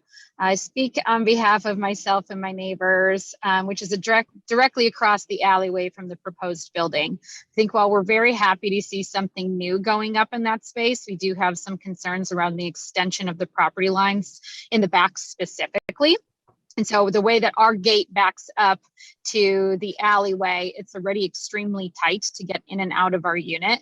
And our fear is that with the extension going straight to the property line in the rear, that it will cause accidents and become dangerous for us to get in and out, especially if there's so many units going in.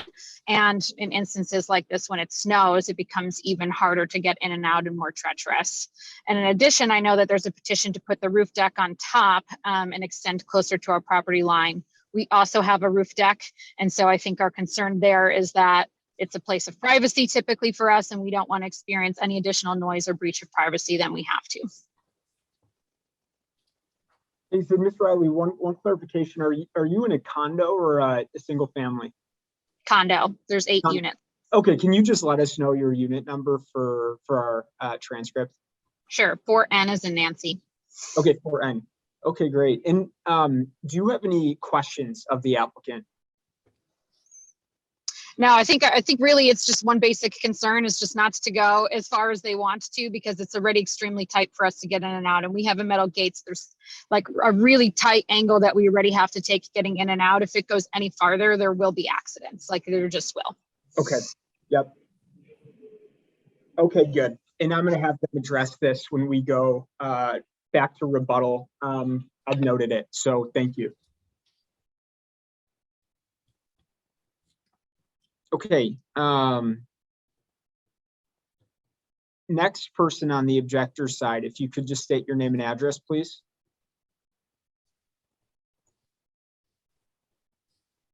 My name is Brian Pepper. I'm at 4338 North Ashland. So I'm across the alley and 4 properties to the north.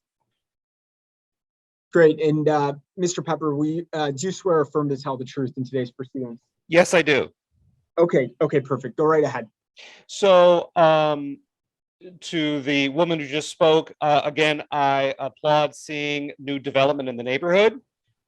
This is the Ravenswood neighborhood that enjoys a lot of beautiful single family homes. We have there's a trend here where they'll tear down because you have large, wide, deep lots where they'll tear down an old frame home and build 2 homes side by side.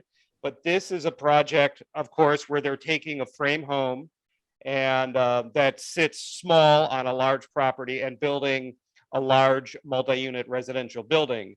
The concern is, again, with the alley. As my neighbor just stated, we have a very busy alley that's just to the west of Ashland, and it goes from Montrose to Cullum.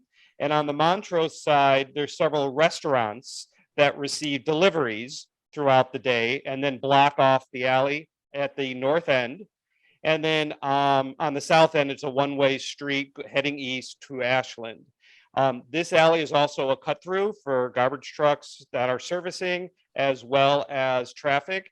And the concern is, although me being only 4 doors to the north, I back up to 2-car garages for single family homes. Just 4 doors over to the south where this property is, you now have multiple multi-unit buildings. Most of these buildings have outdoor open parking areas. This proposal is for a parking garage, which makes the turning radius, as my neighbor just said, even tighter. And of course, in the snow season, there is literally currently no place to put snow. And so it gets thrown into the alley, which makes it hazardous passing.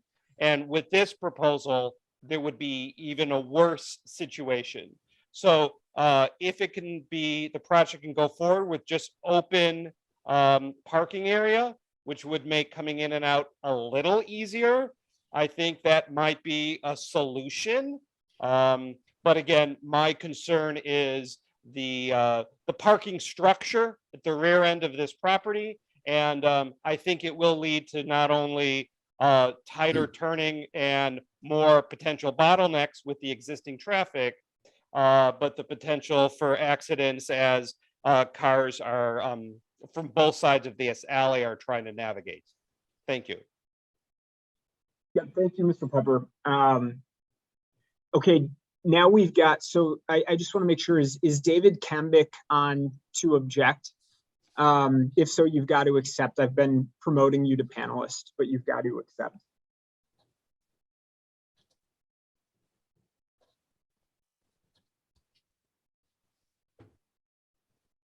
And I see that I'm going to go to Alderman Tom Tunney, who's raising his hand on this. Alderman, do you want to speak now, or? Hello, this is Tom Tunney, but I am not the alderman. I am actually a neighbor. I was going to say, I was like, Tom, this isn't your ward. All right, well, sorry about that. We should never assume that it is one of our frequent flyers.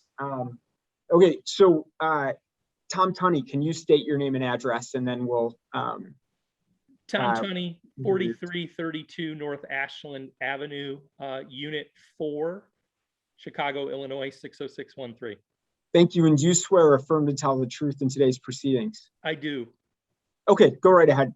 So I just wanted to, I don't want to repeat what Aaron and Brian had brought up, but I did want to note a couple things.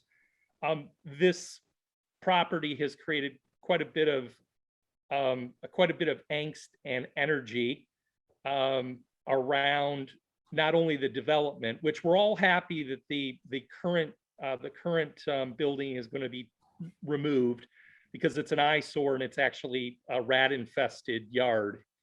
But a number of the neighbors will take exception. I've received a number of texts in the last 30 minutes or 20 minutes during the deposition by the attorney and the owner that they had reached out to the neighbors.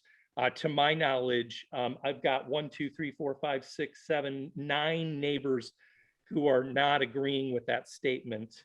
And also, I can't talk to. It's already been brought up, the congestion with this alley. It's impossible currently to get in and out, especially with inclement weather. So I wanted to highlight that. And I'm looking at my other notes. Alley congestion, loss of green space was another issue that was brought up by a number of the neighbors. And they did answer, we did fear that it was going to be an apartment building, but they did confirm that it was going to be a condo building. So at least that's positive. But the next door neighbors did raise the concern about lowering property values by continuing to add apartments and condos to Paulina. So those are my last thoughts. Thank you. Yep, thank you. Thank you very much. Okay, let's go now to Aaron Goodman. Aaron, will you state your name and address? Yeah, my name is Aaron Goodman and my address is 4333 North Paulina. So I am on the block a few houses north. Okay, great. And do you swear or affirm to tell the truth in today's proceedings? I do. Okay, thank you. Go ahead. Yeah, so I first would just echo some of the things that were already said. You know, number one, I think that I'm happy that there's some improvement to that property. It is in quite disrepair, and so I appreciate the developers. I commend the developer on sort of fixing that up. And then also the issue that was brought up about the alley congestion, I'd just like to echo that as well. I mean, that alley is at the point of being almost unusable because of the current congestion. And then the other issue, the other concern that I have is how this would affect parking, public parking sort of in the area on the street. I think as was already mentioned, we are across the street from a school. So half of the block is already under parking restrictions. During the day, you cannot park there. There are already a number of multi-unit buildings on the block that I think don't have sufficient parking for their tenants. And then we are adjacent to Montrose. So Paulina runs up to Montrose, and there are a number of commercial businesses, restaurants, and so forth on Montrose. And so patrons to those businesses are also parking on the street. And so I think adding, this will add some additional stress to and congestion in terms of the availability of parking. I know that there's 7 spots planned and 7 units. I don't know that would be sufficient if people have more than one vehicle or they have visitors coming. I think parking is going to be a problem. That's all I have. Okay, great. Thank you so much. Other objectors, feel free to unmute and introduce yourself, and I'll swear you in. Let me make sure that.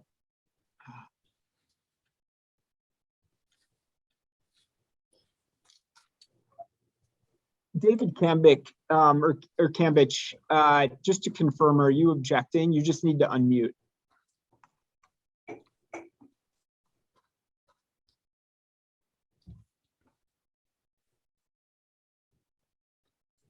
I've got it. All right, thank you. Yes, I'm objecting. Okay, great. Can you state your name and address, please? David Cambick, 4317 North Polina. And do you swear or affirm to tell the truth in today's proceedings? Of course, yes.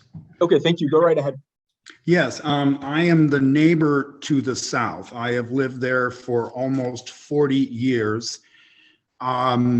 It was a surprise to me when this all came about that actually our properties were rezoned at one point in time, allowing for what we are discussing here of 8 units to be built upon our large properties. How that happened, I do not know, and why I was not informed, I do not know, but we are stuck with this. This does not adhere to the character of the neighborhood. I do support all of the previous objectors and all of their statements. Ravenswood, as we all know, who have lived there for years, is a neighborhood of large lots, open spaces, large parkways, huge front yard setbacks, rear yards, and side yards. This is what makes the quality of the neighborhood. Many of the blocks in this neighborhood, particularly ours, are made up of larger buildings that are on the corners and an infill of single-family homes that are between the ends of the blocks. This was the case here at one time. What wasn't mentioned, and correct me if I'm wrong, but they are asking for side yard setbacks to be reduced to 0. Is that correct still? Yeah, Counselor, you can clarify that. Yeah, so thank you. So the one, I don't know if you can see my, but for the garage, the north-south garage, because this 5 feet here goes into this is the rear yard lot, and because this the 5 feet goes into the building part of the lot, that makes this garage here on that side only, it would be the north side, is in the side yard. As garages usually go lot line to lot line, or can go lot line to lot line. So it's only the garage you're speaking of. That's right. You're requesting, not the entire building. Absolutely, yes. All right, so that clarifies that. I don't know. This is the same issues that we spoke of before. Because of the school, there's no parking. Many of these people, some of these people are going to have 2 vehicles. Both of the buildings to the south of me, there's a 13-unit building, and then there's a larger building on the corner. None of them have parking. They're old buildings. They all park in the street. We also have teachers who refuse to park in their designated lot in Ravenswood School, who also park on the street. Those same teachers also who park in the designated lot use the alley to subvert going onto Ashland Street. So at about 3 o'clock every day, the alley is filled with cars that are speeding from south to north. And as many of the other detractors here have said, there is an issue in the alley. The alley is constantly blocked at the end by businesses having deliveries from the restaurants. And I just can't see that this is an improvement to the environment in our community. It's massive. Although it is zoned for it, which is sad, it's very sad. So I hope that maybe we can make some adjustments. This is a perfect property for 2 single-family homes, and that's what belongs in this neighborhood. And thank you very much. Thank you very much, Mr. Campick. I want to circle back. I see one more hand raised. Since you've already spoken, let's make sure there's nothing repetitive. It's only new material. So Tom Tunney. Thank you, Chairman. I just have a quick question. I just want to clarify. I heard 7 units and I heard 7 parking spots. I had also heard that a few of the units might have multiple parking spots, only adding to the points that have been made previously by all the other objectors. I would like them to answer. Will there be 7 dedicated spots, 1 for each unit, or will there be some units with multiple parking spots? No, Go ahead, Counselor. it's just code compliant. It's 1 space per unit. And yes, it will be dedicated. It'll be a limited common element and assigned to that unit. Okay, thank you. Yep. Okay, good. Is there anyone on that we missed that would like to object? And then I know the board will be interested in hearing rebuttal responses.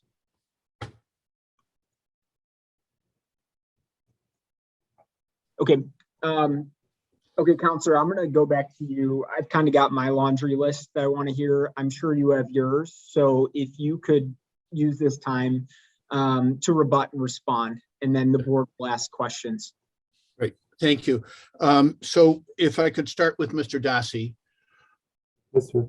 Yeah, so the one or more of the objectors seem to think that we were going further with the garage along the alley, closer to the alley than any garage would be. By anything that's built there would have a garage.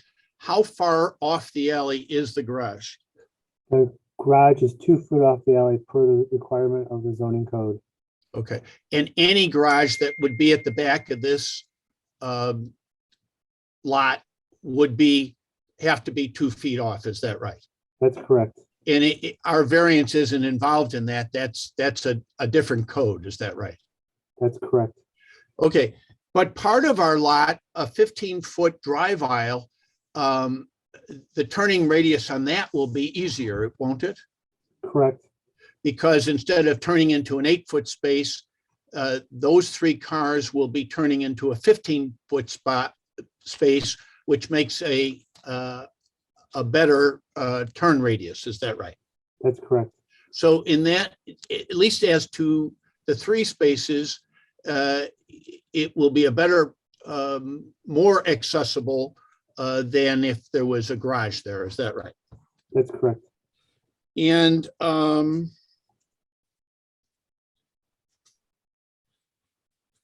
other issue is the trash enclosure, I think, trash pickup. I'm sorry, what? Another issue I heard was trash pickup as far as. Okay, trash and you have and it's marked there, you have a specific trash container to keep the garbage, is that right? Yes, and it's pulled off the alley so that that drive aisle can allow the garbage truck to back in onto the property, so it's not blocking the alley. And so unlike a lot of projects that have cans in the alley, this will be off the alley and there's plenty of room for the truck to retrieve it. Is that right? That's correct, sir. Okay, that's all I have of Mr. Dassi. Tommy Taylor, are you on still? Yes, I'm on. So why don't you want to have just plain outdoor parking spaces, not in a garage? So in today's market, no, any of these condo buyers, it's huge that they want their own parking spot to keep their car safe, keep it in underneath shelter. Also, if there's for safety is one of the biggest things as well, that their car is inside a garage in the morning when they go out going to work. They have a garage where they can go inside, close the door, get into their car and safely. So each buyer that we've talked to through the years right now, it's one of the biggest things is they all want a enclosed garage for safety. Okay. And if you didn't have it, they'd go someplace else and it would significantly lessen the price you could sell the condos at. Is that right? That is correct. And in your reasonable return analysis, you're always making a reasonable but not a huge return. If you lost the value of having garage parking as a part of the condo sale, that would make your already marginal profit even less. Is that right? That is correct.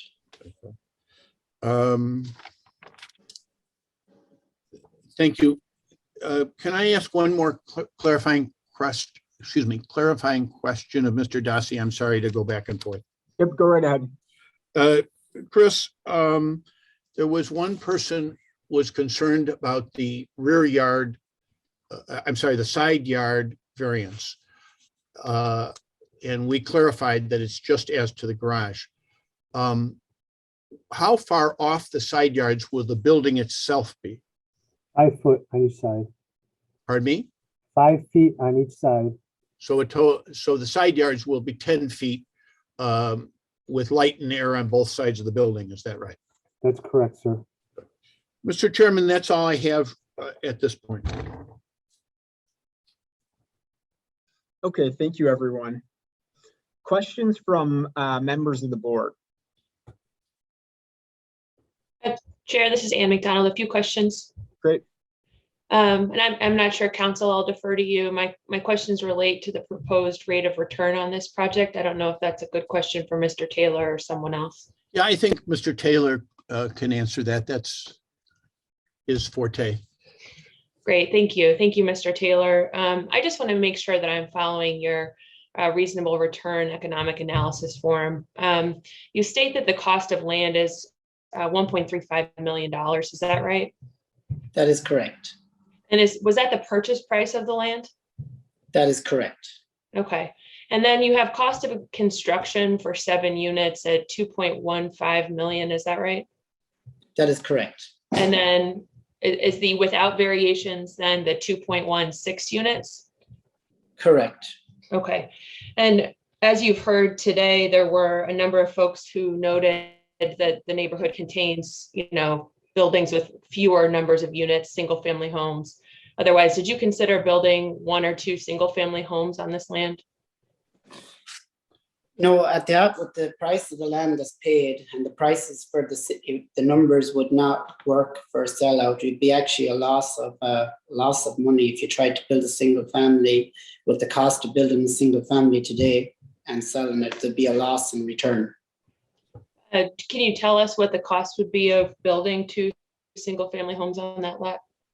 2 single family homes, the cost of building 2 single family homes now would run somewhere on building costs would be about in or around, I would say right now in a single family home, it's cost about $950 per each single family home to build. Uh-huh. And what would be the sale price of a finished single family home on that lot?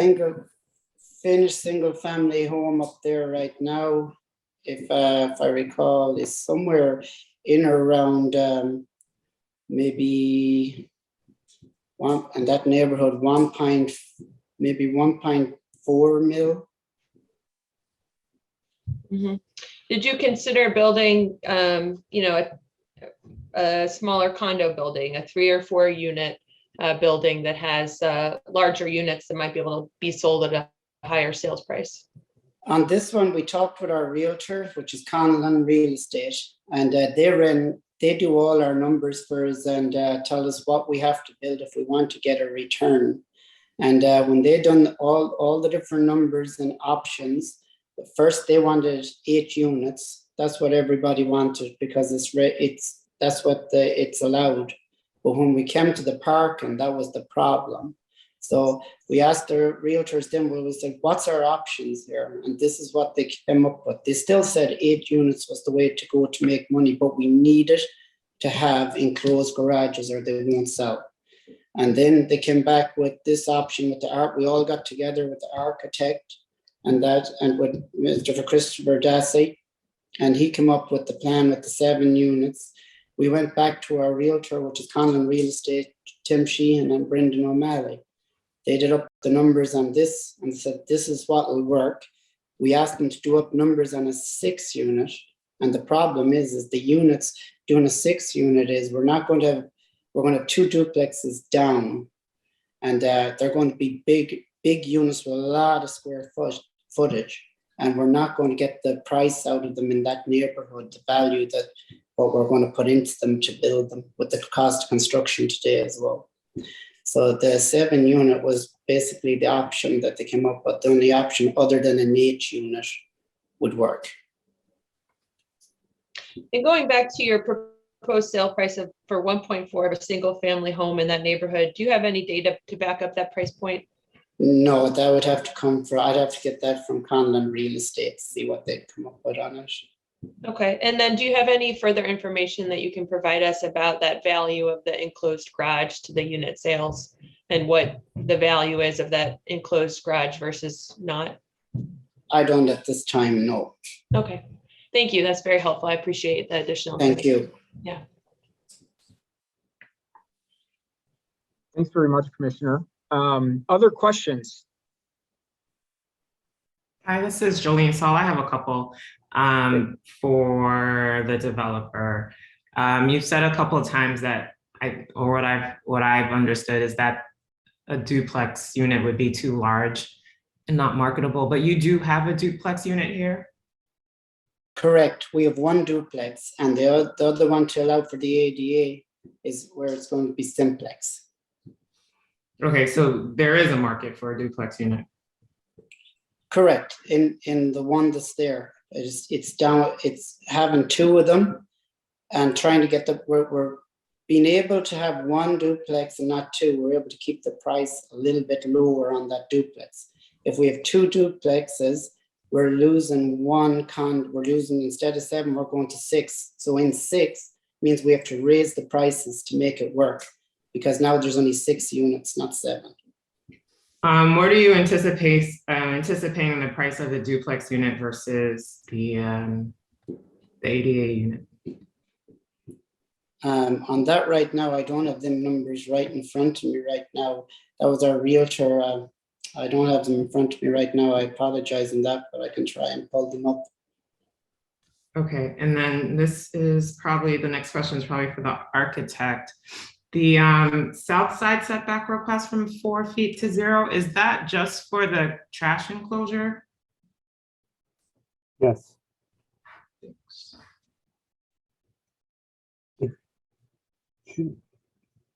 How does it say?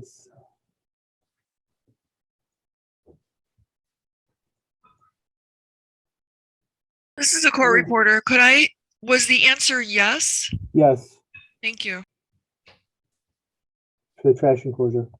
Because what happens is when the garage is connected to the building, the way it's perceived because of the lift, that trash enclosure is now in that side yard. And trash enclosure by zoning is not supposed to be in the side yard, it's supposed to be in the rear yard. Even though if we didn't I'm have, having difficulty understanding can you hear me now? because I'm trying. Thank you. Can you hear me now? I can hear you, but you sound like you're in a tunnel. I'm sorry. Okay. Hold on, let me try.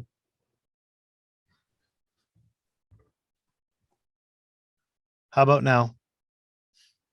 That is so much better. Okay. Thank you. Sorry. Settings on the computer. Because yes, it would, the trash enclosures was triggering the south side setback. Because again, since the zoning treats the building and the garage as one unit or one entity, because of the connection of the lift between the two, that would, the trash enclosure is now considered in the side yard, even though it is technically it would have been in the rear yard, because we are outside, we're in the actual rear yard standard setback. Does that make sense? Yeah. And then I have another question. Sorry if you all addressed this. How the person for the ADA unit, how do they access their unit? They would pull into the garage, into their ADA unit. So their garage is the last space or the space closest to the building in the garage that runs north-south.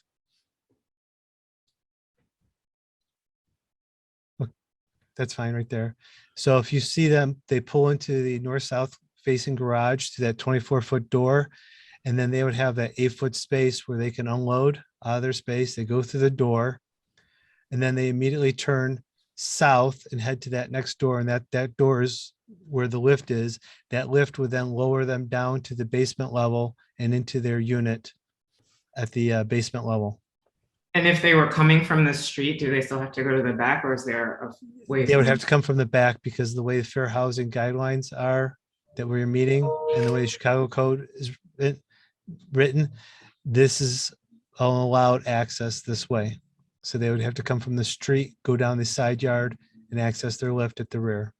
And I'm assuming that path is also accessible. The what? The path from the front to the back. Yes, that is. Thank you.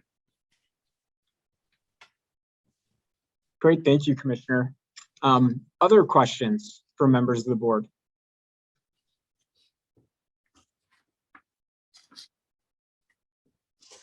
Okay, with that, Counselor, it sounds like we have what we need. This is your opportunity to do a brief closing if you wish to.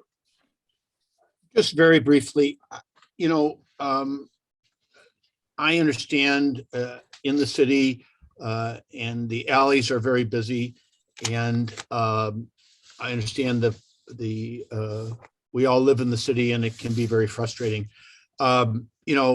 The fact that there's going to be a garage roof deck here and someone who has one doesn't want their privacy on their garage roof deck. Sometimes people are a little bit short-sighted that way, but you heard many of the objectors say that they welcomed a new project here, and they said actually several complimentary things about it. And I think this is, our witnesses have demonstrated that this is the best solution. The city needs multifamily dwellings. There's a shortage of dwellings generally. And the fact that there's going to be an additional ADA compliant unit, which there's a tremendous need for, is also a benefit to the neighborhood. And as you saw in the aerial, there are, and as one neighbor described, there are several other bigger buildings than this that don't have parking. This one will be compliant and will have parking. So we appreciate your time and your consideration, and we respectfully request that you approve it. Okay, great. Yep, and thank you everyone very much for your time showing up today. We'll take all of this under consideration with the board. So with that, we're going to take a 15-minute break now. We're going to take that break until, let's just say, let's push to 11:30 a.m. So slightly longer than 15 minutes. But Commissioner Toya seconds, Commissioner Saul? Yes. Commissioner Sanchez? Yes. Commissioner McDonald? Yes. Commissioner Toya? Yes. Great, I vote yes. See everyone at 11:30. Thanks.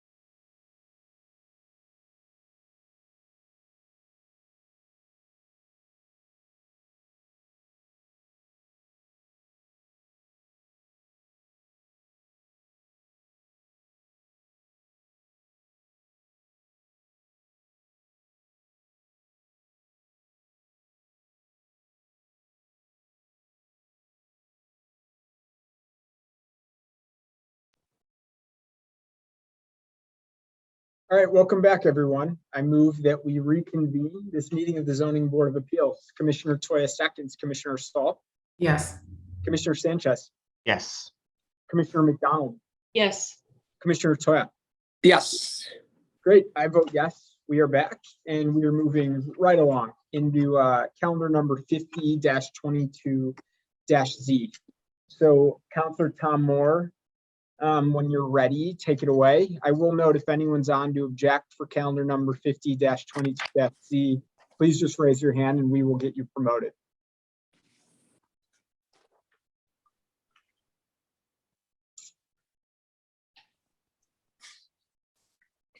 There, I just got on again. Thank you. Hopefully I have Mr. Kevin Dreyer and his architect Thomas Holmes. Kevin's here. There's Kevin. Yep. And do we have Thomas Holmes too?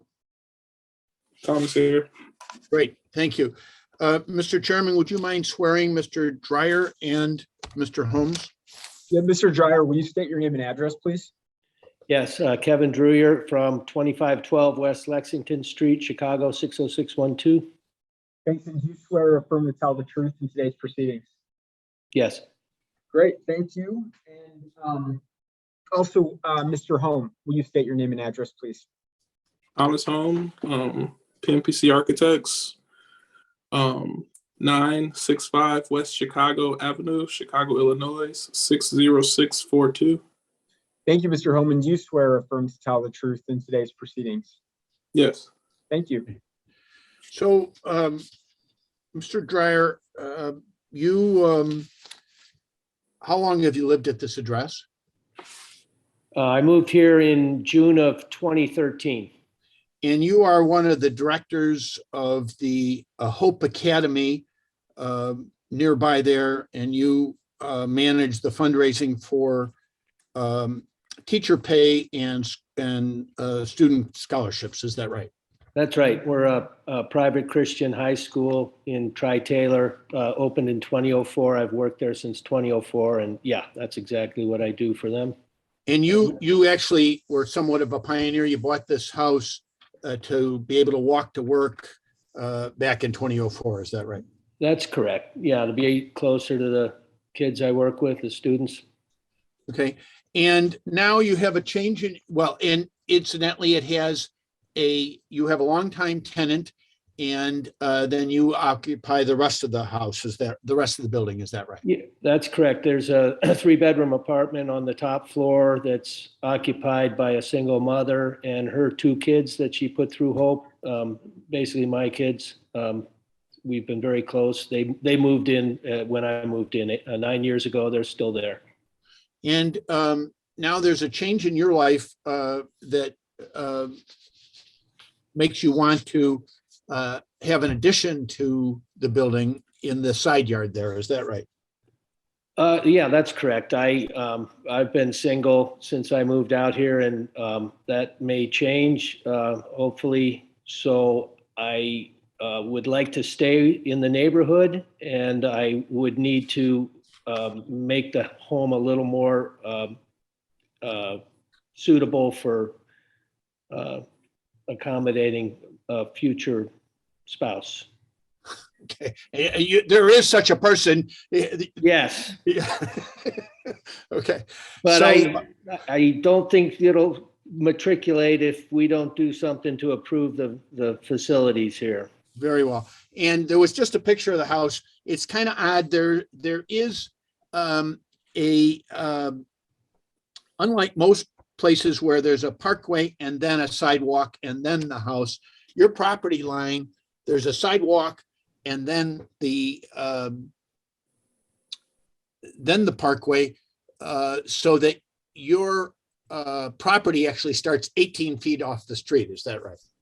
Exactly. From the sidewalk to the property line at the front of my steps is 18, I think it's 18.6, and another 6 feet or so to my home. So we're quite set back from the street as it is.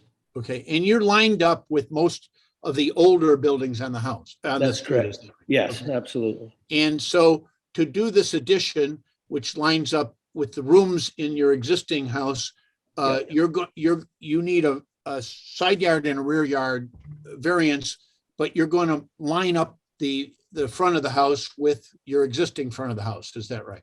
That's correct. And you're going to have the required 5 feet off the side yard, but your existing 120-year-old house is on the lot line on the other side, and so the combination is short, and that's why we need the side yard variance. Is that right? That's correct. Okay. You and I worked out a statement whereby you addressed all the criteria necessary for the board to grant your request for these variances. And if you continue to testify, you testify consistently with it. Is that right? Yes, that's correct. Okay. Thomas Holmes, you're a licensed architect who's testified in front of this board many times. Is that right? No, I'm not licensed yet. I'm sorry. Your firm is licensed. You are the project architect. Architectural designer. Yes, very well. And you and I, and when we're done, this will comply with all of the codes and ordinances of the city. Is that right? If the board sees fit to grant the variance requested?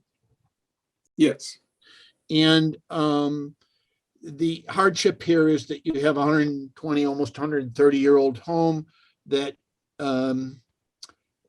you have to line the rooms up, and it really doesn't work if you were to put the addition much further back. Is that correct? Yes. And you're following the existing front yard line, which will be almost 23 feet off the street. Is that right? Yes.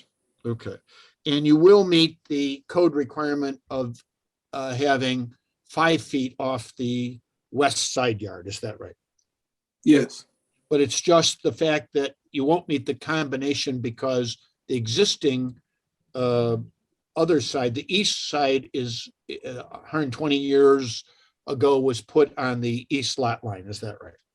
Yes. And these conditions created some difficulties in designing this house, and that's why we're here for the variances. Is that right? Yes. And you and I worked out a statement whereby you addressed all the criteria necessary for the board to grant this variance, and if you continue to testify, you testify consistently with it. Is that right? Yes. Mr. Chairman, that's our case in chief. Great, thank you, everyone. Any questions from the board?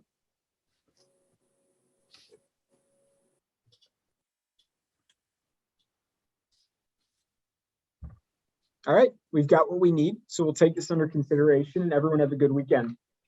Thank you. Great, thank you. Thanks. Okay, moving along now to calendar number 51-22-Z. If anyone is on to object to 51-22-Z, please raise your hand and we will get you promoted. With that, Councilor Moore, I know we've got you for a couple more in, so go right ahead. Thank you. So hopefully I have Chris Blum and maybe his wife Erica and their architect Kristen Wiley. Yes. We're on, thank you. Would you, Mr. Chairman, would you please swear the witnesses? Yep, and I will just note, because there are some telephone numbers in our attendees list. If you're a telephone number that's hoping to object, you got to push *9 to raise your hand.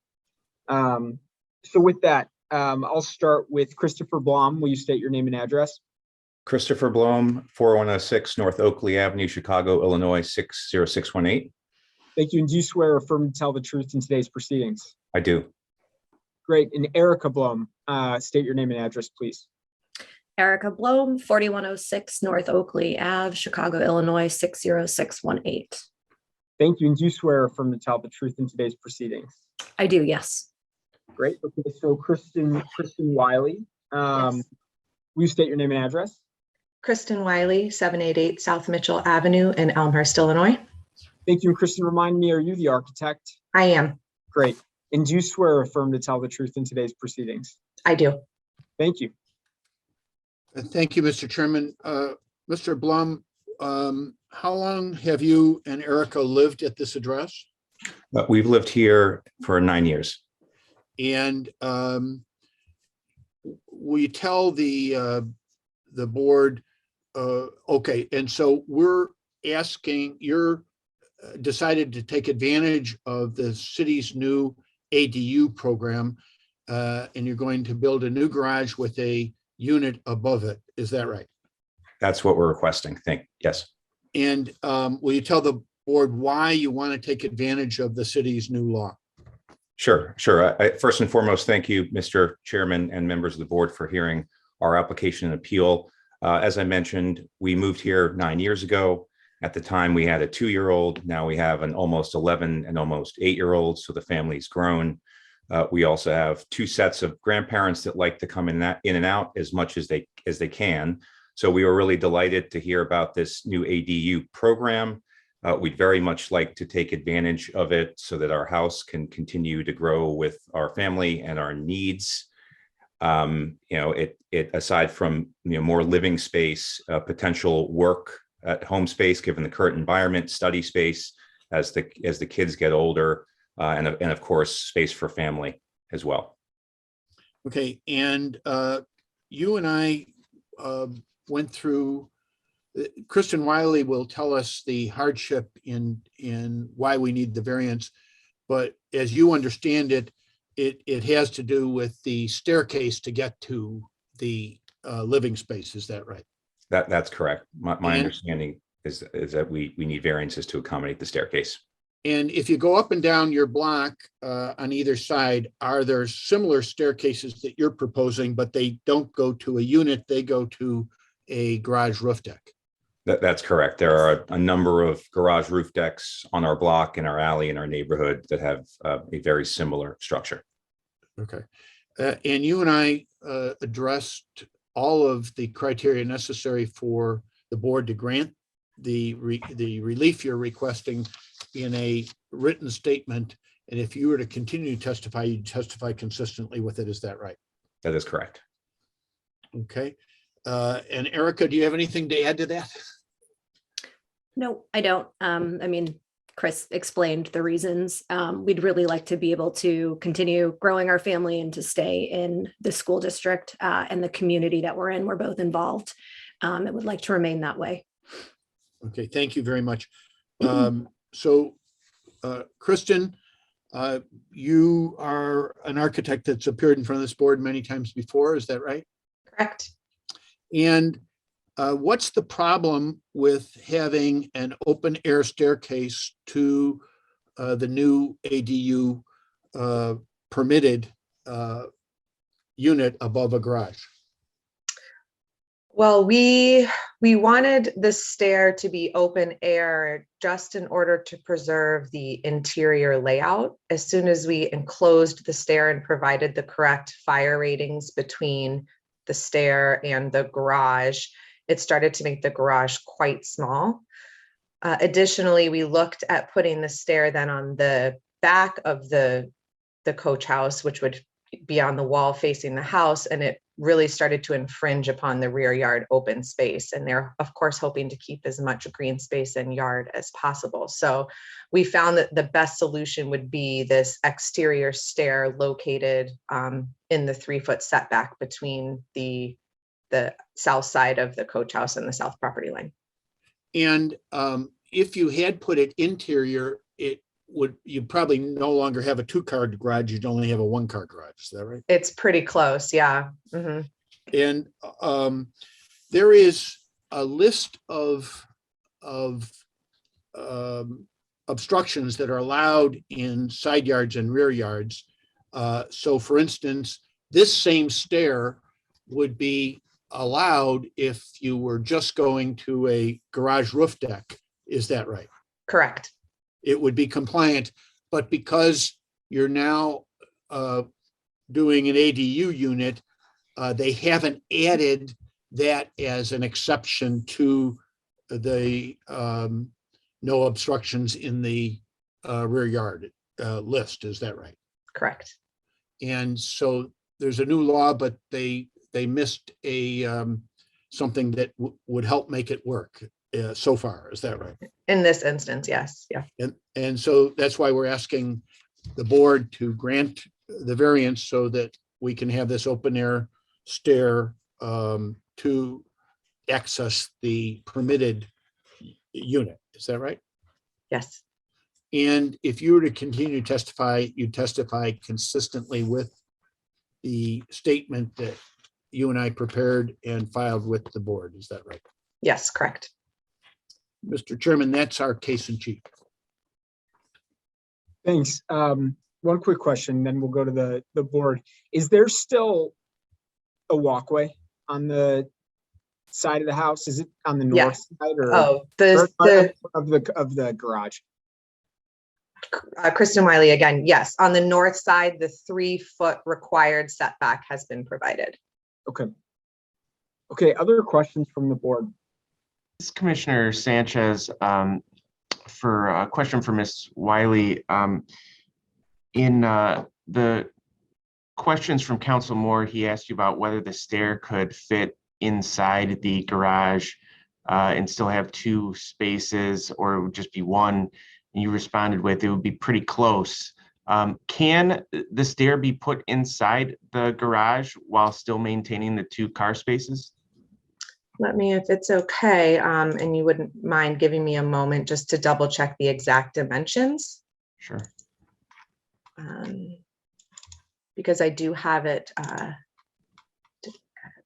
I'm so sorry for the delay. It's okay.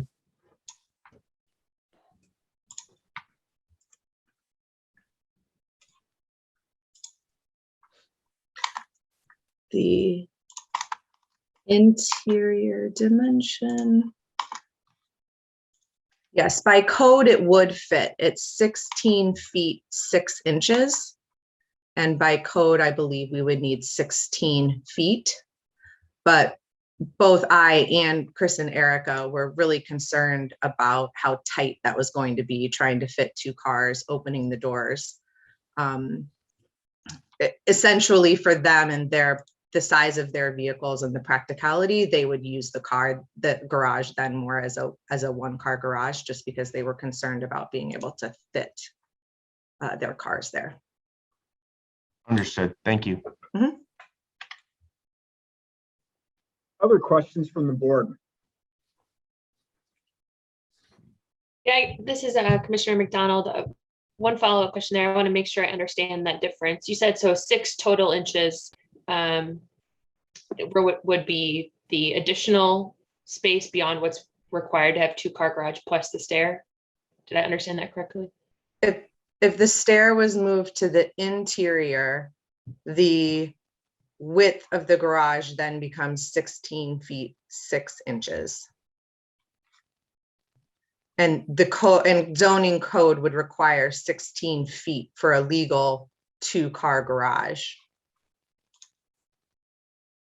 So it would legally still be, it could be considered a 2-car garage, but from a practicality standpoint of Chris and Erica's current vehicles and opening car doors and getting in and out, they were very concerned with the garage becoming too tight. If I may I offer a clarifying question as well? Yes. So Kristen, if we were to do that, would moving the stair into the interior, would that impact the overall exterior footprint of the garage to accommodate that space? Correct. Then the garage would move, it would become 3 feet wider, moving the exterior wall of the garage down to the south property line.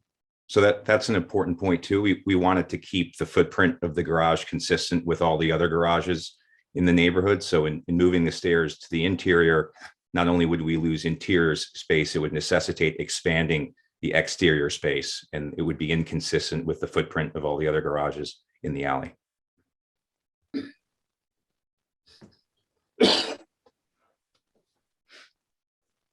Okay, I just want to confirm. I saw Steve Valenziano's hand go up from Department of Planning and Development. Steve, did you want to say something? Can you hear me? Yes, we can. Yep. Steve Valenziano, Department of Planning and Development. And And thanks, basically, Steve. And then let me just swear you in quick because we haven't heard Okay. from you today. To the extent required, do you swear or affirm to tell the truth in today's proceedings? yes, I do. Okay, thanks.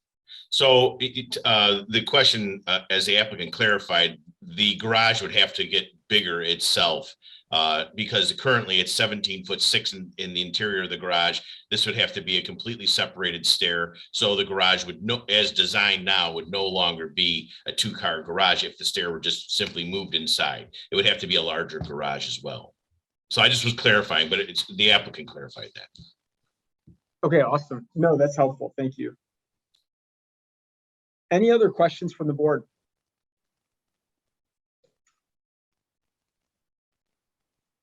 Okay, we've got what we need here, so we'll take this under consideration, and thank you very much, everyone, for coming today. Thank you for Great, thank you. consideration. Yep, thanks.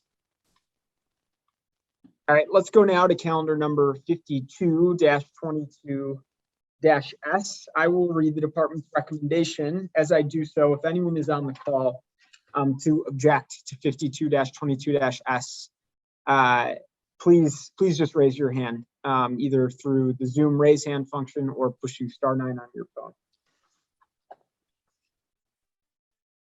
The department of, okay, I see a hand raised, so let me just sort out. Mackenzie, just to confirm, you're the applicant, correct? Correct. Okay, great, perfect. All right, I'm going to read the department's recommendation now. The Department of Planning and Development recommends approval to allow 7 of the 29 parking spaces to be used as required off-site parking to serve a proposed 6,732.83 square foot medical office tenant in an existing second floor located at 404 North Armour, provided that the special use is issued solely to the applicant, Tide Health LLC, and the site plans dated October 6, 2021, with floor plans dated August 5th, 2021, prepared by Bauman Studios Architecture and Landscape Plan, prepared by Bauman Studios Architecture, and landscape plans and details dated February 5th, 2018, prepared by LG Workshop LLC. All right, Counselor, go ahead. Thank you, Mr. Chairman. We have Ms. Mackenzie Maher on the call, but we also were hoping to have Dr. Courtney Weems. Has she appeared? You know? I'm here. Can you see me? Great, wonderful. Okay. Mr. Chairman, would you mind swearing in both of those ladies? Yes, will do. Okay, so first up, Mackenzie Maher, will you state your name and address, please? Sure. It's Mackenzie Maher, 1239 North Wood Street, Chicago, Illinois, 60622. Thank you. And do you swear or affirm to tell the truth in today's proceedings? I do. Great. Okay, so Courtney Weems, will you state your name and address? Courtney Weems, 1239 North Wood Street, Chicago, Illinois, 60622. Great. And do you swear or affirm to tell the truth in today's proceedings? I do. Great. And then are we going to have a Michael Mertz on? I don't think that's, no, I don't believe he'll be on. Okay. Then I've got last on my list is Joe Ryan. Joe has been sworn in and we've acknowledged his expertise. So Counselor, you can take it from here. Thank you very much. So Mackenzie, besides being a mom of 4 kids, you're also a business lady, is that right? Correct. And you were bringing your children to a pediatrician, Courtney Weems, and you started talking to her about the difficulty of having a holistic care for your children. Is that right? Yeah, so Dr. Weems was caring for my children, and like you said, Tom, I have 4 kids under 4, and we wanted to create a pediatric office that offered convenience for families in the neighborhood with coming to their homes for sick appointments, as well as offering exactly that, a holistic experience where we look at nutrition and exercise and mental health. Okay, and so you located this space above a thing called Altitude, which is a children's a family play area, and it looked ideal for this activity. Is that right? Correct. And We then- thought it was a brand in line with ours, as they have an emphasis on exercise and movement and fun. And so you then applied, but you ran into a difficulty because in your build out application, you showed certain spaces that Altitude had shown in their special use 3 years ago in front of this board. And so you got a correction that you had to get your own your separate special use. Is that right? Yes. And so that's what we're here. Out of the 81 spaces that Altitude controls, you're asking this board to give you a special use to meet your parking requirement off-site, but within 600 feet of the building. Is that right? Correct. It's, yes, the parking lot that is adjacent to the building, right next to the building. And so you and I went through all the criteria necessary for this board to grant your request to meet your parking requirement off-site. And if you were to continue to testify, you'd testify consistently with it. Is that right? Yeah. Okay. And Dr. Weems, how did you become involved in this? Mackenzie and her 4 kids were patients of mine. And she came to me, wanted to hire me as the pediatrician, as the head pediatrician, so that way we could get this practice going. So Hive Health is basically, I want to just clarify that it's, Western medicine, allopathic medicine that we're providing for children, but we're also providing mental health services, nutrition services. And not only that, we're supplementing those services with other programming and information and sort of education for parents and kids. So it's a really kind of revolutionary way to give medical care to kids. So we're very excited about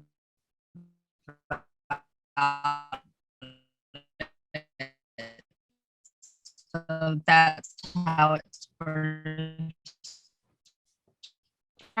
Okay, Courtney, you've become unclear. You sound like you're underwater, but I think you've gotten the message across that this would be a different kind of care for children. Correct. So thank you. And Joe Ryan, will you tell us how you became involved in what you did? At your request, I inspected the property, determined that it was a legal use. It was within 600 feet, and I listed all the criteria in my report that is needed for this board to grant a special use, and found that it did meet all of the criteria for this board to grant a special use. And if you continue to testify, you testify consistently with that report that has been filed with the board. Is that right? I would, yes. Thank you. Mr. Chairman, that is our case in chief. Thank you, everyone. Do we have any questions from the board?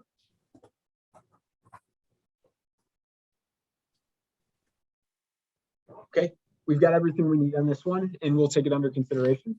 Thank you very much. Thank you. Thank you. Thank you. All right, let's go now to calendar number 53-22-Z. And this will be with Counselor Moore as well. So if anyone is on to object for 53-22-Z, please raise your hand or press *9, and we will get you promoted.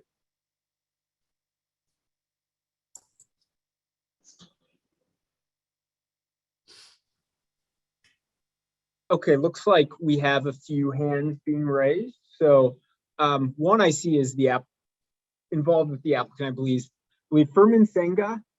Can you unmute for a second? Yes, I'm here. What's your role? Are you He's with the architect. Okay, perfect. If anyone is here to object, could you raise your hand?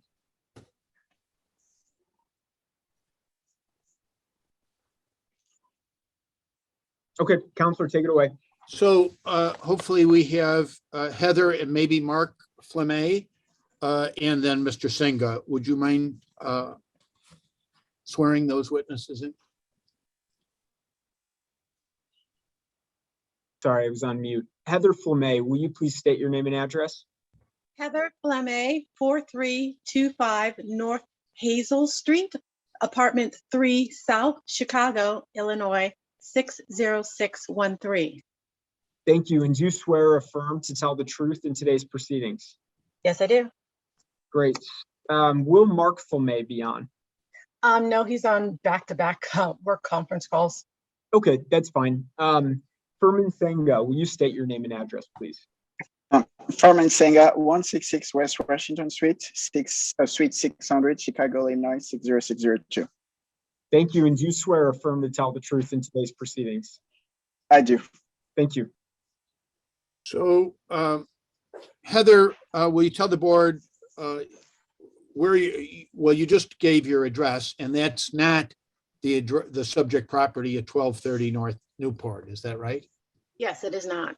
So you're currently living with your family in an apartment, and you've been saving your money, and now you're going to move to,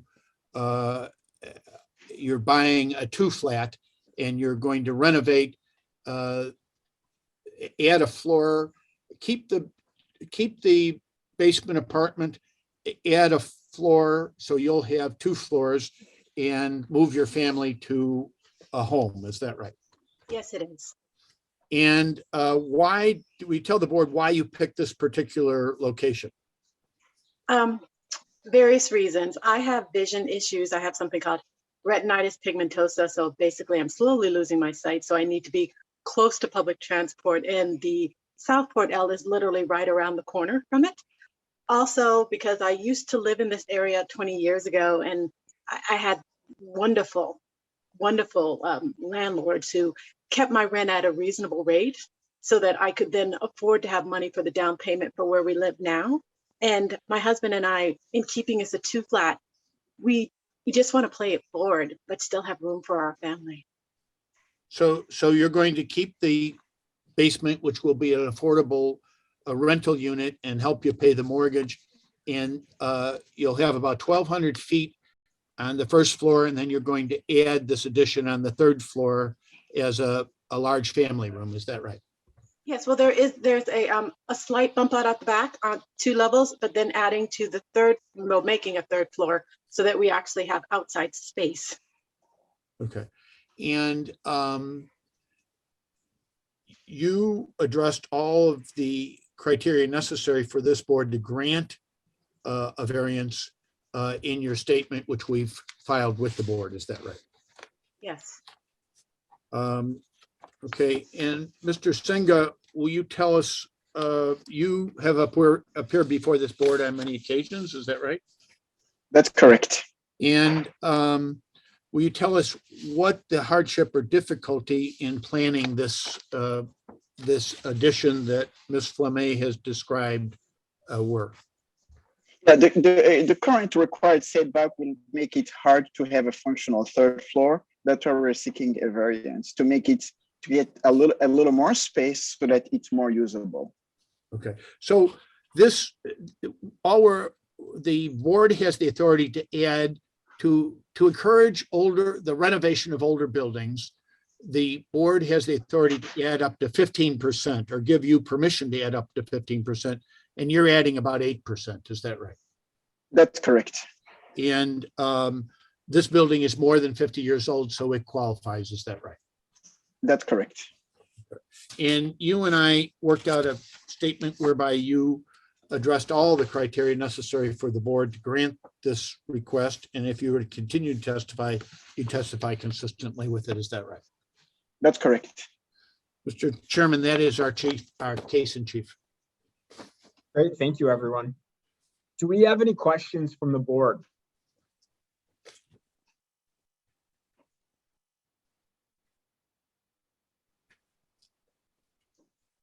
Okay, we have what we need here. So thank you, everyone, for your time and enjoy the weekend. Thank you. Thank you. Yep, thank you.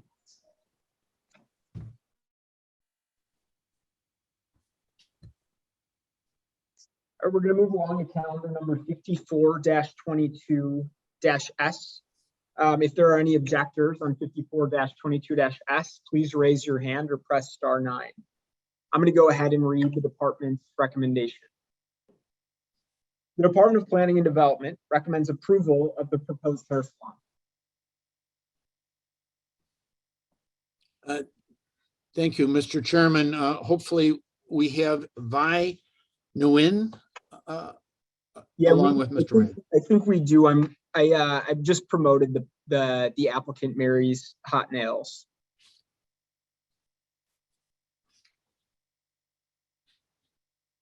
And that should be Vi. I know we have Joe Ryan.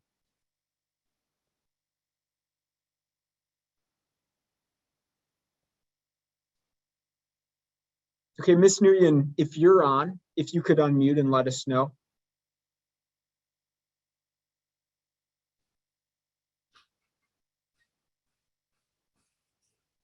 I'm not sure. Can you There hear we go. me?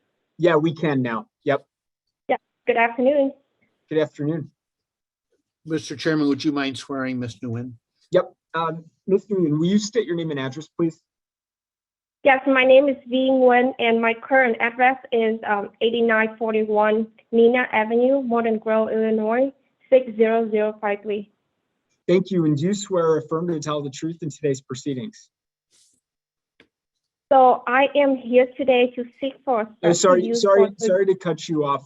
It wasn't clear to me, and I know it's just got to be in our transcript. So do you swear or affirm to tell the truth in today's proceedings? Yes, I do. Thank you very much. So, Thank you. so Vi, will you professionally are an accountant, is that right? Yes, I am currently a tax accountant, but I work as a part-time nail tech on the weekends. And as a matter of fact, that's how you paid your way through school. And yes. And how long have you been a nail technician? Well, I used to help at my auntie nail salon as a receptionist for years, and I just got my license and became a nail tech for a few years now. Okay, and your sister is also a licensed nail technician, is that right? Yeah, she's the licensed nail tech, and she has been working as a nail tech for like around 10 years, and she has a good amount of clients. She has a good number of clients that follow her on Instagram and be loyal to her. So what you want to do is, she's now working for someone else. She doesn't have her own shop, is that right? No, she doesn't have her nail salon. She's working for someone else right now at Lakeview. So what you'd like to do is, you'll kind of be the business lady and you'll work on weekends, and she'll manage it during the week, and you'll have a family nail salon. Is that why we're here? Yes, that's correct. Yes. My family currently have 2 nail salons, one located in Lincoln Park, in Lakeview, and another one located in Lincoln Square. So we know pretty much about the business and stuff. And we also have the approval from the landlord. So it's now just up to the court. It's up to the court right now. Yeah, but by court, you mean this board? Yeah, the board, yeah. Thank you. Okay, so, and you and I worked out a statement where you addressed all the criteria necessary for this board to grant you a special use that would allow a nail salon at this location. Is that right? Yes, that's correct. And if you were to continue to testify, you'd testify consistently with it. Is that right? Yes. Okay, thank you. And Joe Ryan, at my request, did you do a report on whether or not this a nail salon at this location could meet all the criteria necessary for this board to grant a special use? I did. And what was the result of your study and report?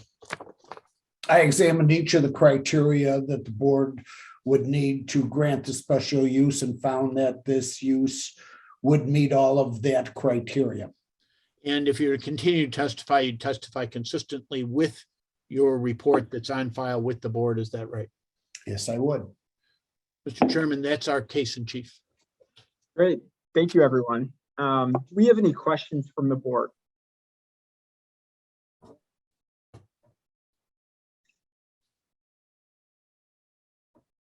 All right, Ms. Nguyen, thank you very much, and we will take this under consideration. Thank you very much for your time. Yep, Thank you.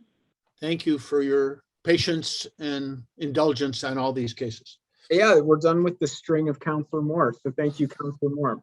And we'll see you next time. Okay, cool. Let's go to calendar number 55-22-Z. If anyone is here to object on 55-22-Z, please just raise your hand or press *9 and we will get you promoted.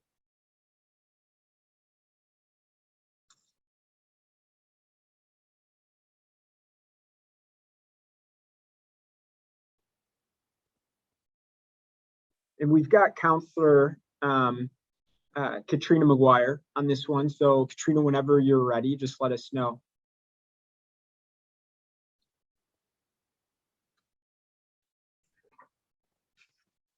Good afternoon, Mr. Chairman. Katrina McGuire here from Thompson Coburn. And I'm sorry, I was just in the process of being promoted. Do we have any objectors? Nope, none have raised their hands yet. Nope. Okay, that's always good news. Thank you. Good afternoon. Again, Katrina McGuire from Thompson Coburn here on behalf of the applicant 1800 Bernice LLC. With me today are Patrick Landroche of 1800 Bernice LLC, as well as Christopher Michalak, who's the project architect from Sullivan Goulet Wilson. I hope that they've both been promoted successfully. Yep, I see them. Great. The relief that we're seeking today is a variation to reduce the rear yard for floors 3 through 6 from 30 feet to 16 feet 4 inches. I just wanted to provide a really brief context for this case. This matter is before you due to a unique situation, namely that there's only one other building on the block. Why is that significant? That's significant because ordinarily the zoning administrator can approve and customarily does approve setback reductions of up to 50% administratively, so long as the reduced setback matches the predominant setback on the block. And here it does. In fact, our sole neighbor to the north is built lot line to lot line. However, because our only neighbor, the building across the alley to the north, is an office building with frontage not on Ravenswood, the zoning administrator determined, based on internal DPD policy, not the ordinance language, that this had to be processed as a variation. So I just wanted to provide the context a little bit of why we're before you today. And with that, I'd like to call my first witness, Mr. Michalak. Great. And Mr. Michalak, can you state your name and address, please? Christopher Michalak, 444 North Michigan Avenue, Chicago, Illinois, 60611. And do you swear or affirm to tell the truth in today's proceedings? I do. Thanks. Thank you. Mr. Michalak, you're a licensed architect in the state of Illinois and the project architect for this project. Is that correct? That's correct. And you're familiar with the site and the surrounding neighborhood? Yes. Could you please briefly describe the surrounding area? The neighborhood is the Ravenswood, what would have been mostly referred to as the Ravenswood Industrial Corridor.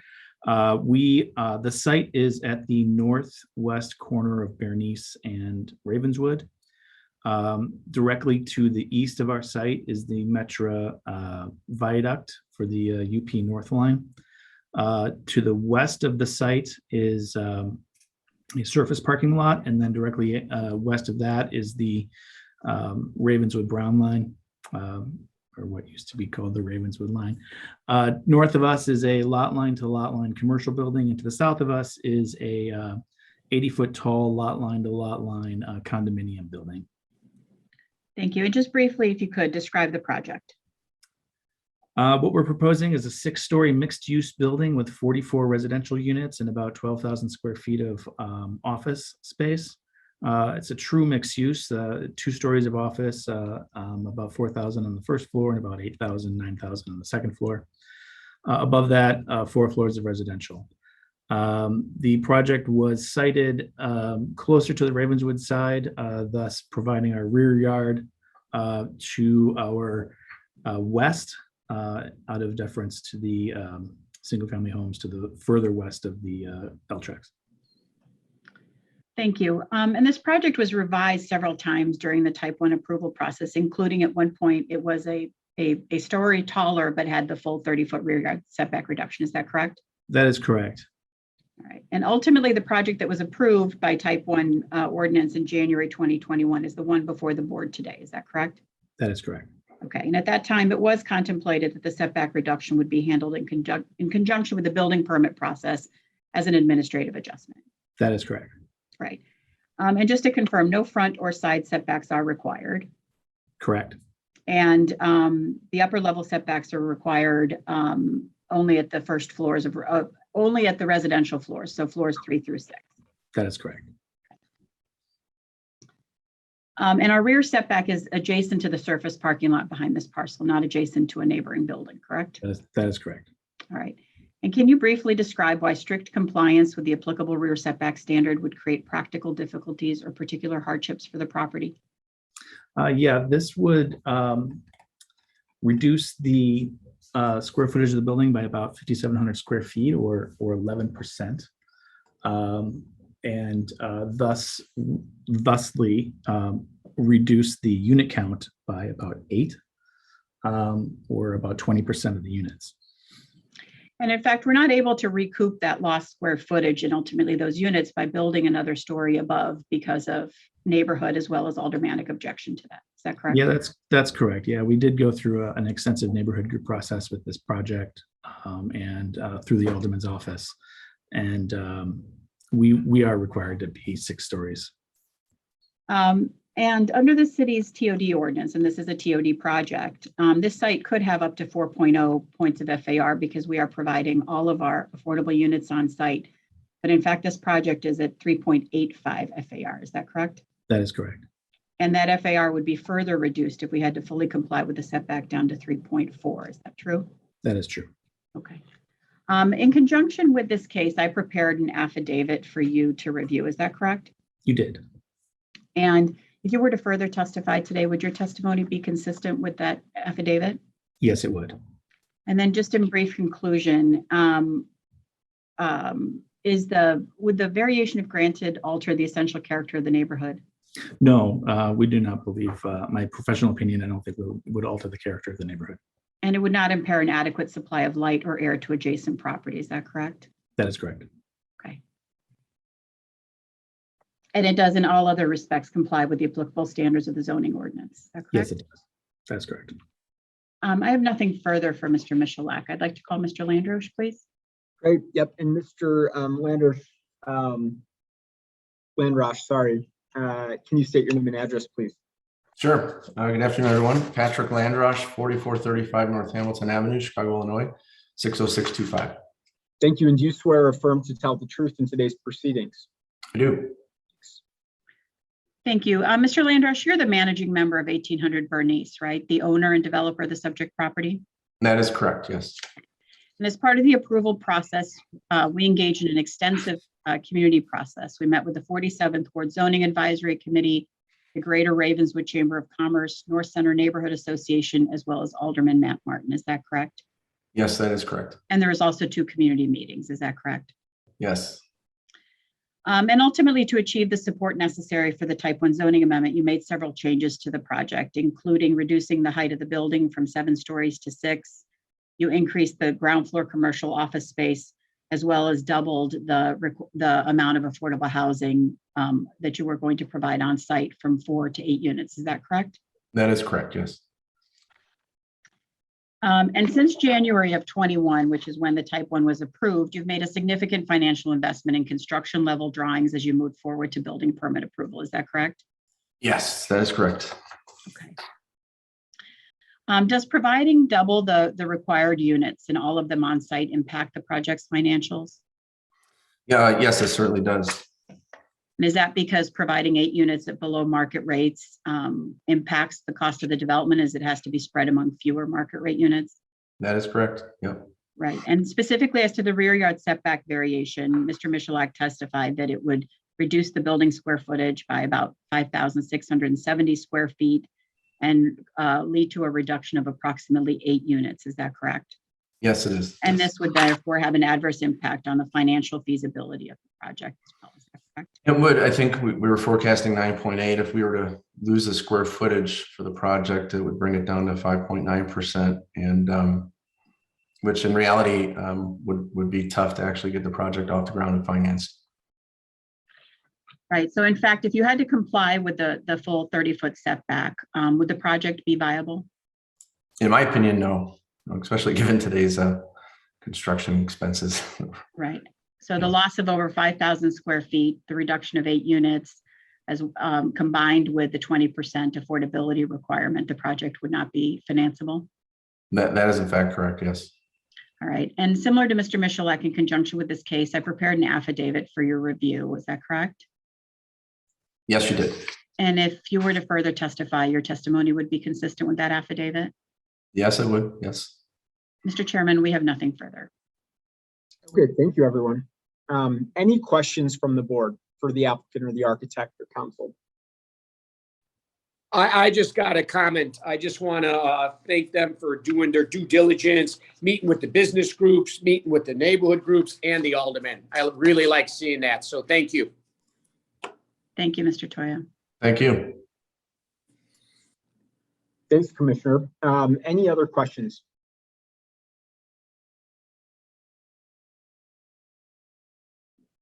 Okay, thank you, everyone, and we'll take this under consideration. We've got what we need.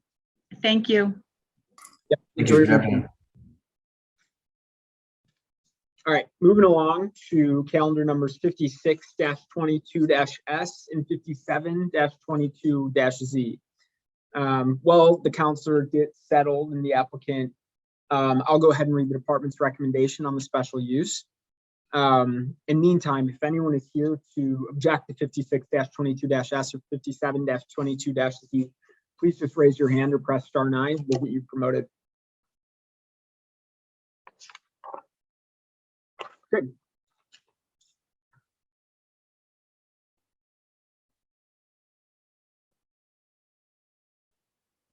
All right, I'm promoting a Kenneth Hoos.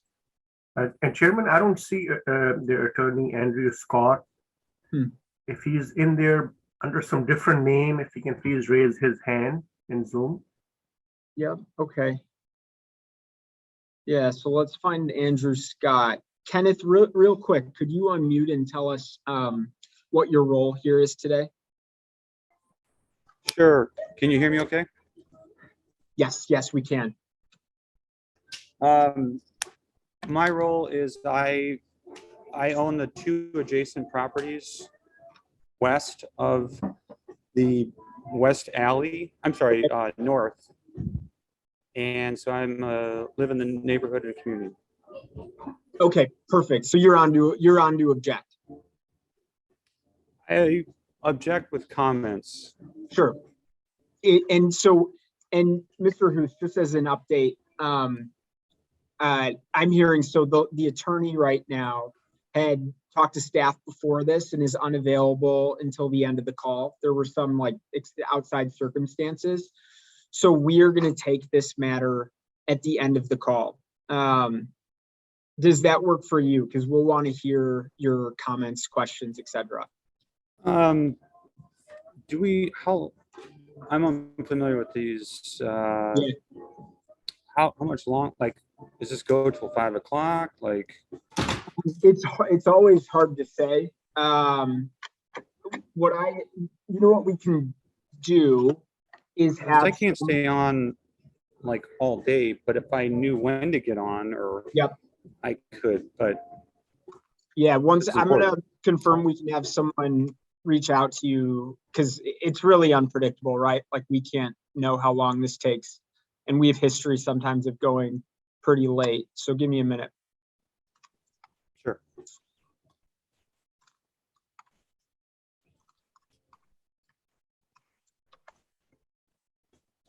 got this and I'm on my phone, but also on the, oh, sorry, go ahead.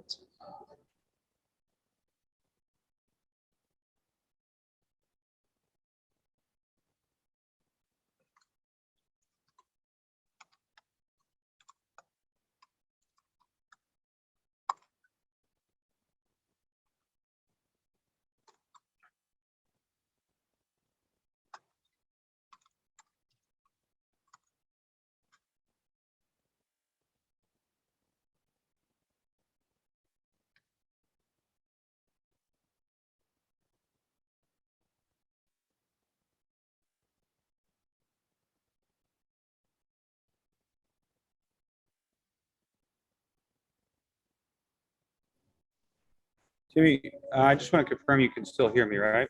Yep, we can. Sorry, I'm sorting out in the background how we can confirm that that you get on. Okay, great. I just was switching, I was having some audio issues and I wanted to switch over to something, and that's all. So thank you. Great.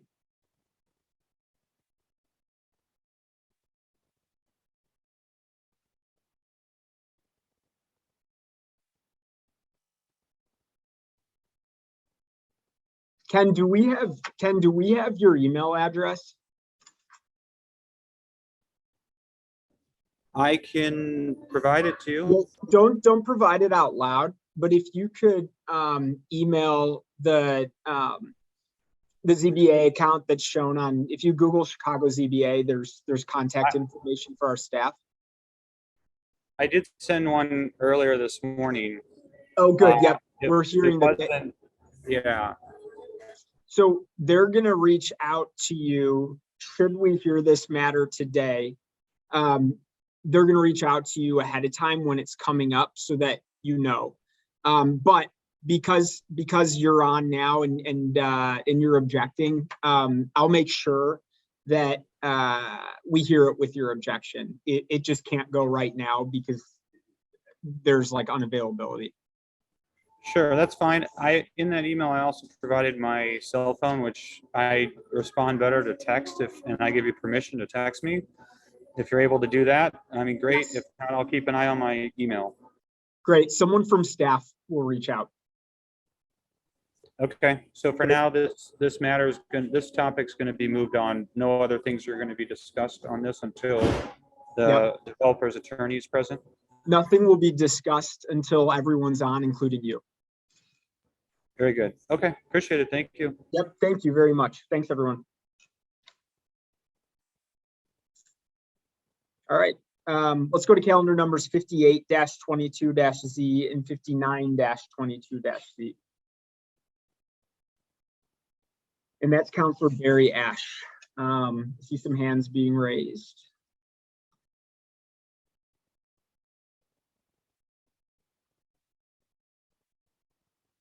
If you're on to object for calendar numbers 58-22-Z and 59-22-Z, please raise your hand and we'll get you promoted.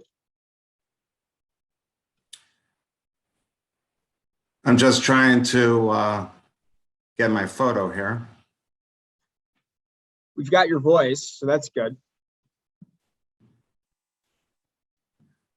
I'm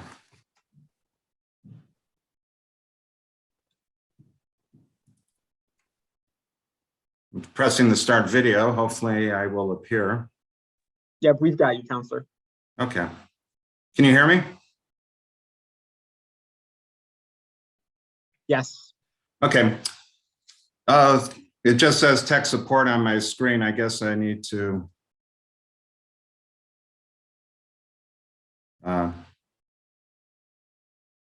Okay, for the record, my name is Barry Ash. I represent the applicant Trevor Turk and Lauren Wolf, who I hope are with me on this Zoom. And I also have Tim Magner present with Magner Architecture, who is also available to testify relating to these two matters. Okay, great. I can swear him in if you'd like. Yes, please. Okay. So Trevor Turk, will you state your name and address? Trevor Turk, 1328 North Wicker Park Avenue, 60622. Thank you. And do you swear or affirm to tell the truth in today's proceedings? Yes. Great. Okay, Lauren Wolf, since you're on as well, can you state your name and address? Sure, it's Lauren Wolf, 1328 North Wicker Park Avenue, Chicago, Illinois, 60622. Great. And do you swear or affirm to tell the truth in today's proceedings? Yes, I do. Thank you. Finally, Tim Magner, will you state your name and address? Yes, my name is Tim Magner. I live at 59 North Delaplane Road, Riverside, Illinois, 60546. And do you swear or affirm to tell the truth in today's proceedings? I do. Perfect. Everyone's on. Council, go right ahead. Okay, I'd like to have either Trevor or Lauren answer just a few questions and just introduce this matter. So either one of you, how long have you owned the property and lived on the property? Sure, we bought the house in June of 2019. And what are you proposing to do with your property that is requiring the 2 variations? We currently have a roof deck on the 3rd floor of our property. So we have internal stairs in the home that lead up to just a door that exits directly onto the roof deck. And we really don't use the roof deck space at all. We have a 4-year-old, and then in August, we had twin boys. So our family expanded quickly, and we need more space to accommodate that. In addition, Trevor and I both own our own businesses and work from home even in non-COVID times. So the office space that we would generally use is now being taken up by all of these children that we have. So we would like to take off the roof deck and instead add a room where the roof deck once was to the top floor of the home. And just to be clear, that the area where the roof deck exists now is on top of an extension that was built when they renovated the home in 2018, 2019. So it's just one room on the back. And then in order for you to move forward with this proposal, is it true that you had to meet requirements of the Historic Preservation District, that is mandates what you can do on this property? Yes, we live in a landmark street. So when we were drawing up plans for this, we went to the Wicker Park Preservation and Development Committee, and we attended a few of their meetings, showed them the plans, and worked closely with that committee to make sure everybody was happy with what we were proposing to do. And we got their recommendation and approval. And we also got the approval of our alderman to move forward on the project. Right, and I know that I did submit that letter of approval to the Zoning Board of Appeals as an exhibit along with my application. And last question I have for you, is it also true that you had to meet before the Wicker Park Committee in order to obtain their approval for your 2 zoning variation requests?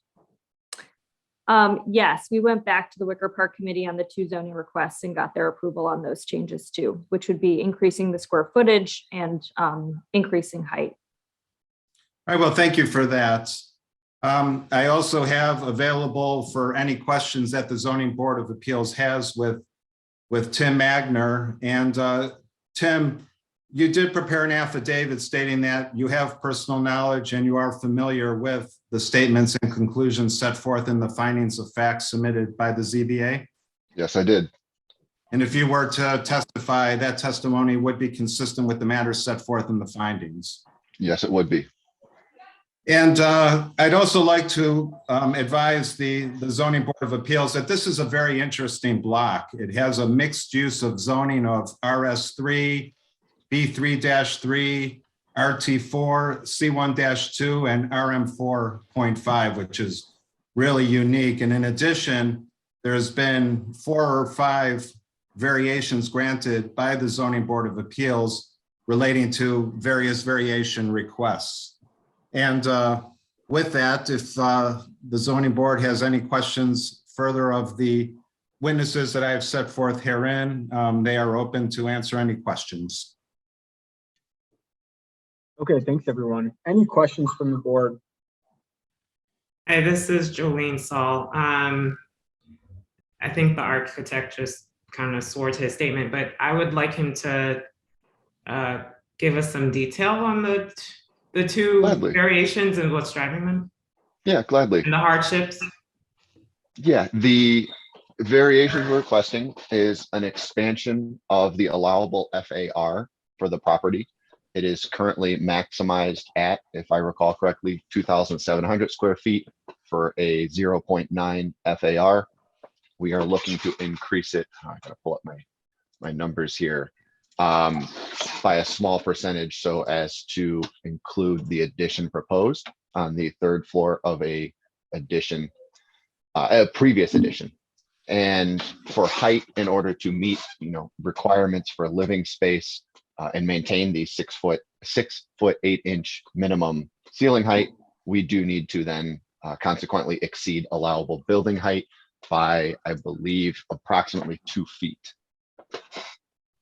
What's the square footage of the addition? The square footage of the addition is 360 square feet. And the height of the addition? The height from the top of the existing roof is 8 feet 2 inches. Yes. Yes, 8 feet 2 inches to the high point. And the hardship? The hardship is that the property was developed as spec development and then not considering, in my opinion, did not consider an appropriate use for the roof deck. They provided stair access to it and then did not, the developers prior to my clients did not proceed to then utilize the space in the highest and best way. And I feel this is an appropriate use.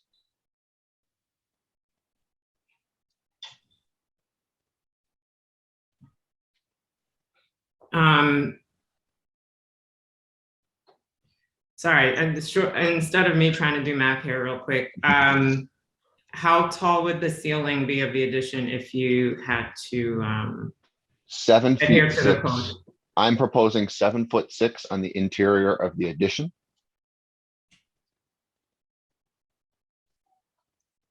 Okay, would that still take you over the maximum height? Correct. Since we have to exceed it with a minimum habitable space of 6'8", I do propose to my clients that we make the space comfortable. If we're exceeding it by 1 foot, exceeding by 2 feet provides a more comfortable space. And sorry, I might not have asked the question I really wanted to ask. If you adhered to the 6'8", could you meet the? We could not. Okay, thanks.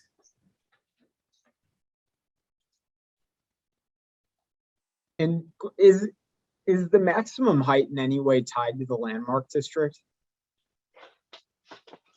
Not that I'm aware of. It is tied to building construction type. Okay. Can I just speak to that really quickly? One of the things that we worked with the Wicker Park Committee on was making sure that we weren't so tall, that the new room wasn't so tall that it would be noticeable from the street. So part of what we're doing is we're building the room into the existing joists. We're digging into the roof and building the room into the joists of the house, as opposed to having it sit on top of the roof. So it will sit even lower to create kind of a lower profile, and it will match the existing access doorway that's on top of the house right now, the access door for the roof deck. It's going to match the height of that. That's how we arrived at that height. The picture that's on the screen now on the bottom, the existing stairs that pop out of the existing roof, we're matching that height to just sort of keep it even. Yeah. And I would like to amend my statement. I was incorrect. The height is limited by the zoning classification of RS3. That is where we reach our maximum allowable height that we are trying to exceed. Okay, thank you. Other questions from the board?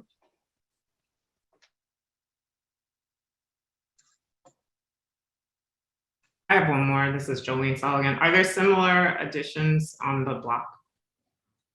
There's a broad range of construction on the property. Almost directly across from the property is a new multi-unit condo building. And then there are also 100-plus-year-old buildings taller, including the immediately adjacent building. There's a broad mix of construction on this block.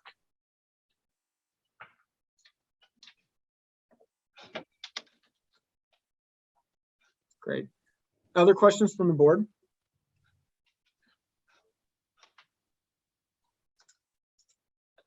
Okay, we've got the info we need, so we'll take this under consideration, and thank you very much, everyone. Great, thank you. Thank you all. Thank you. Thank you. Okay, we're going to go now to calendar number 60-22-Z.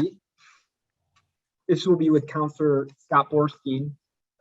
If anyone is on to object to 60-22-Z, excuse me, please just raise your hand or press *9 and we'll get you promoted.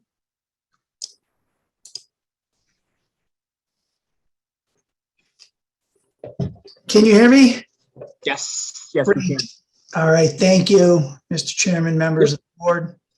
Scott Borstein from the law offices of Neal and Leroy, here on behalf of the Barlow family.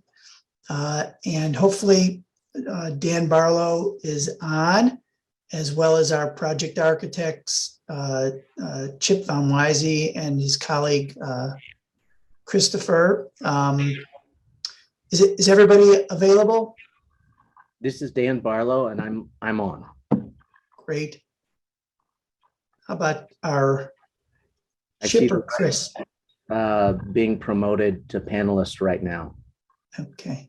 Yep, and I see Van Wijze Associates. All right. All right, well, we'll just get started here. So, right, this is a project for the Barlows. This is their home. They've been living here for a number of years, and their family is growing. Their kids are getting older, and there's a couple of things that they're doing here on the front of the house, where we're seeking the front yard reduction. They're going to be expanding the kids' bedrooms. So that's the main reason really for that one. And in the rear of the house, there is a request for rear yard relief. But what that really is because we're doing a deck that's over 4 feet high. The deck is about 5 feet, and Chip and Chris can give you more details if necessary. But so we're not really seeking to reduce the rear yard, because we could build this deck if we're just under 4 feet. But because it's a little taller, and by the way, it's taller simply to match the existing floor height of the home. So obviously it doesn't make sense to have them come downstairs, and create a dangerous situation to reach their deck. So we match the deck height with their home. And that's the reason for the request for the rear yard relief. And then there's a little bit of relief on the north side yard, just to create a breezeway between the home and the garage. And so those are the requests for relief. And as I say, it's for the Barlows. They're planning to stay here. You can see they're making a major investment in the home and in the area. And so with that, I guess I will just call my witnesses and just ask them. I don't think there's any objectors. Is that correct? So far, no one's raised their hand. So I'll say again, if you're an objector, raise your hand and we'll get you promoted. But okay. All right. Well, let me mention two other things too. By the way, you should have a copy of this support letter from Alderman Tunney.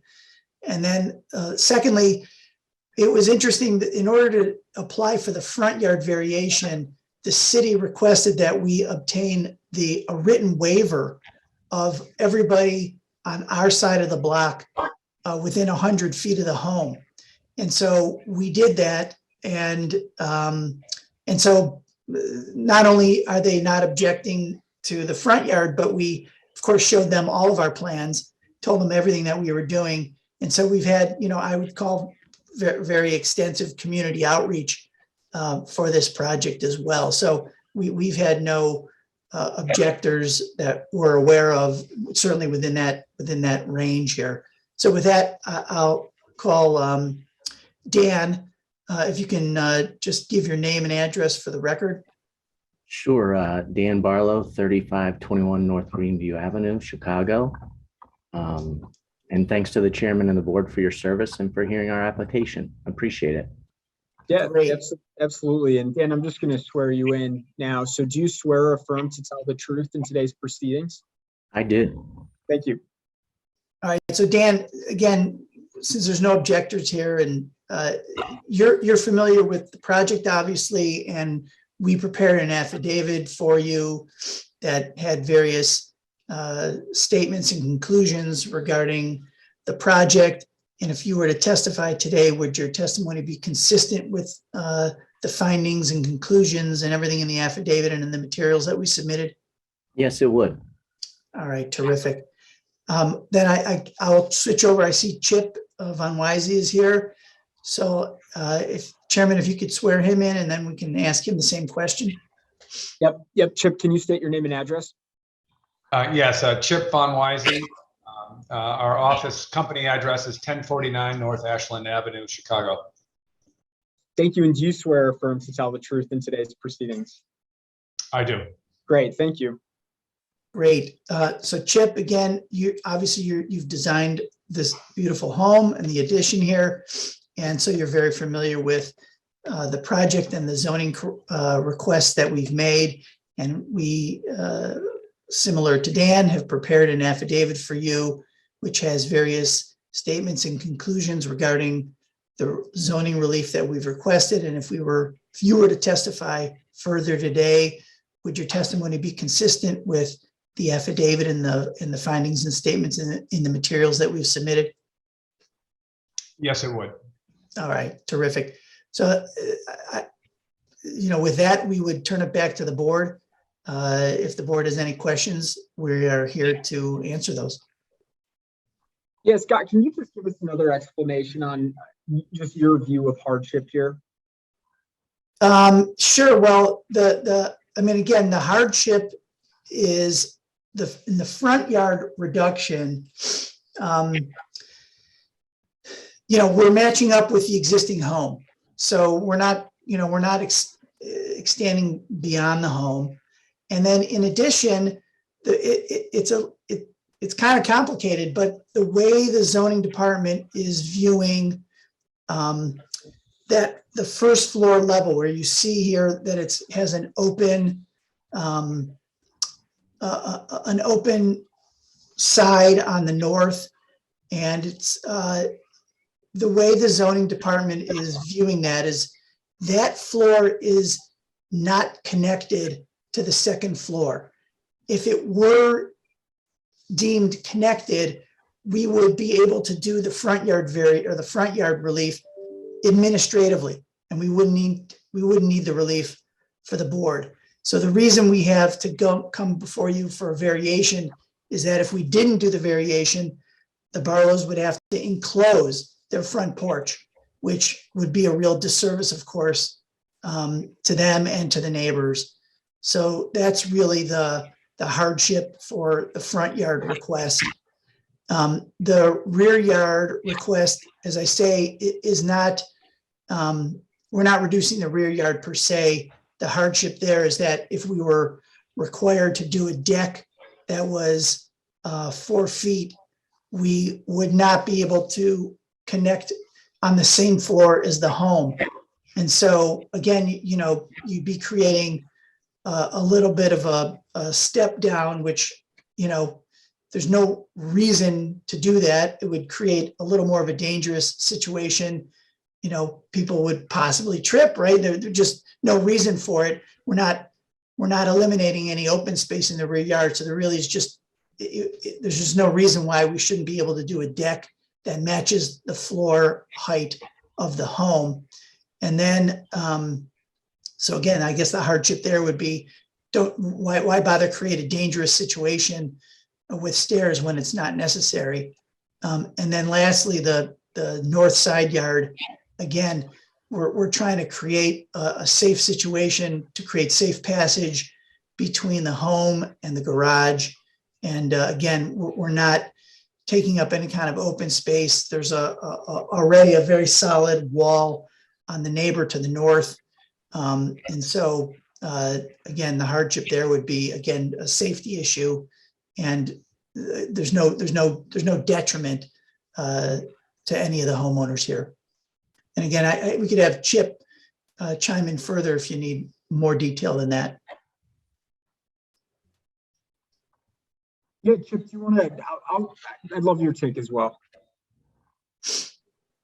Yeah, so Scott, could you go to the front, please? Yeah, the zoning, there you go.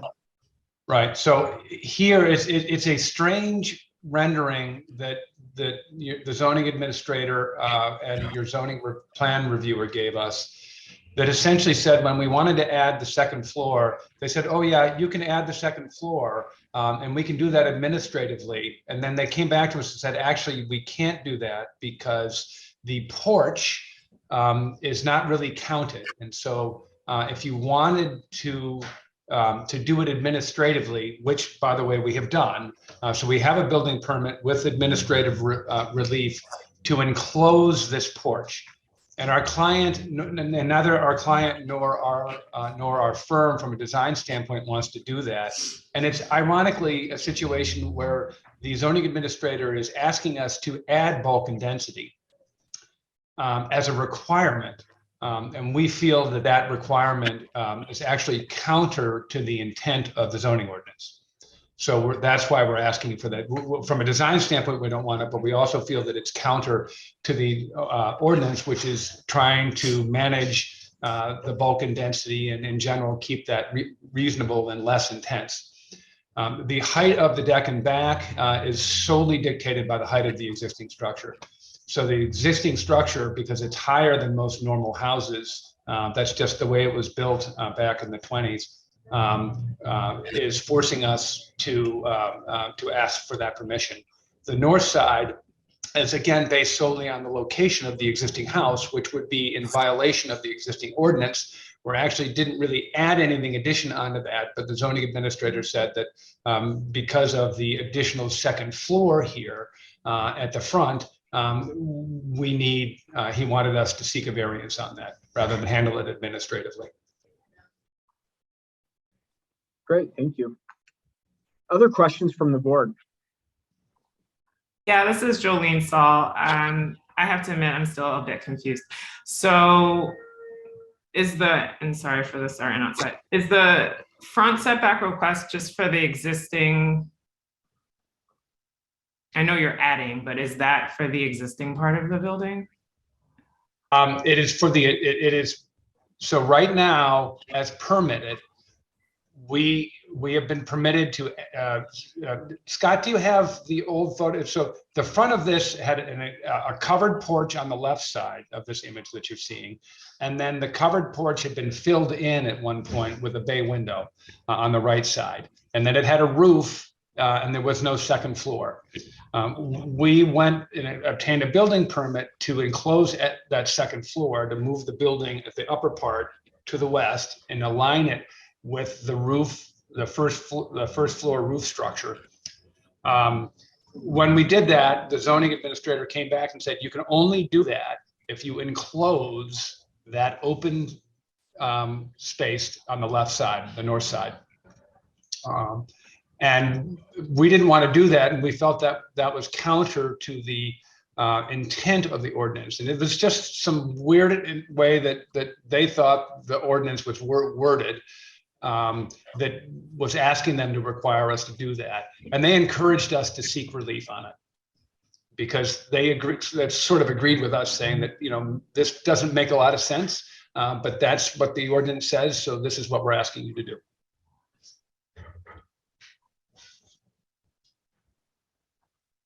So on the left side of this picture, the second floor, that is being enclosed, that was open before? It was just roof. So the second floor, the whole second floor was a roof. And it went back about 12 feet to where the second floor started. And so it went back essentially to where we're showing the door on the left side on the first floor. That wall back there was the wall of the second floor. And we have extended that wall out to the west to align with the front of the bay window area on the first floor. Okay. And then, and if I could just add, Ms. Saul, this is Dan Barlow. the unenclosed porch on the north side of the first floor here, it's always been unenclosed. And our aim was really to make as little, it's a great old street with lots of great old houses. And we wanted to renovate this house and bring it back up to modern standards, but not really change the look and feel of it.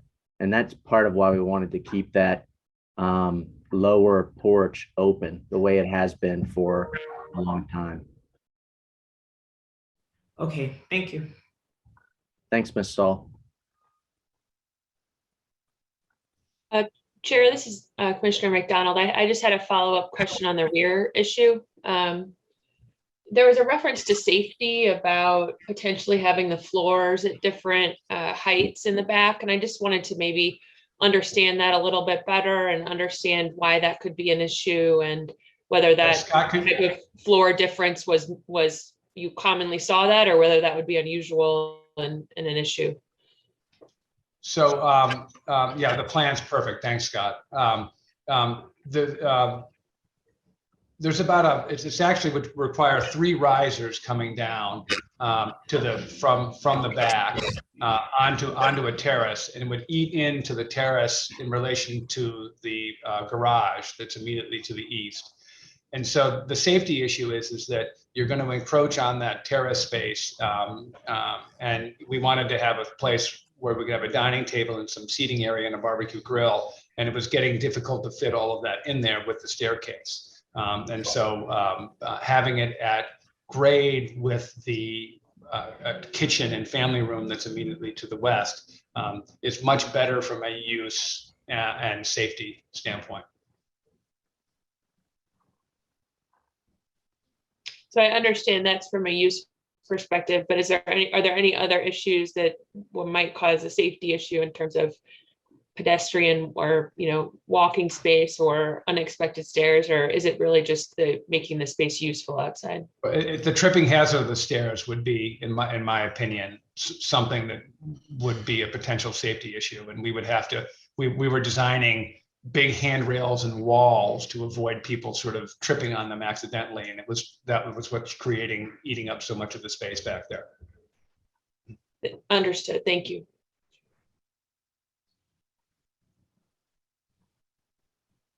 Additional questions from the board?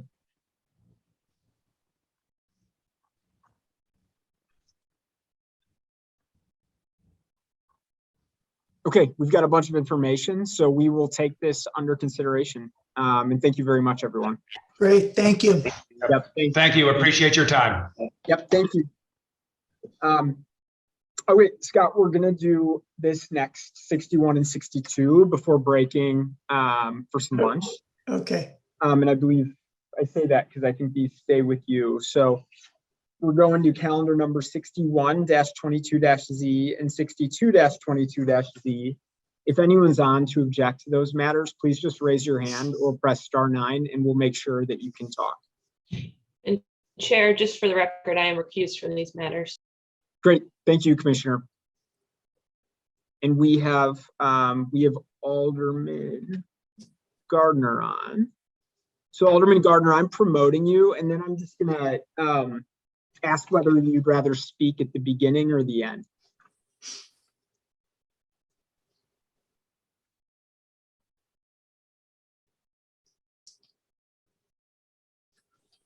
Alderman Gardner, are you able to unmute? Hi, I apologize. This is actually Marie Joyce, a member of Alderman Gardner's staff, and I'm speaking on his behalf today.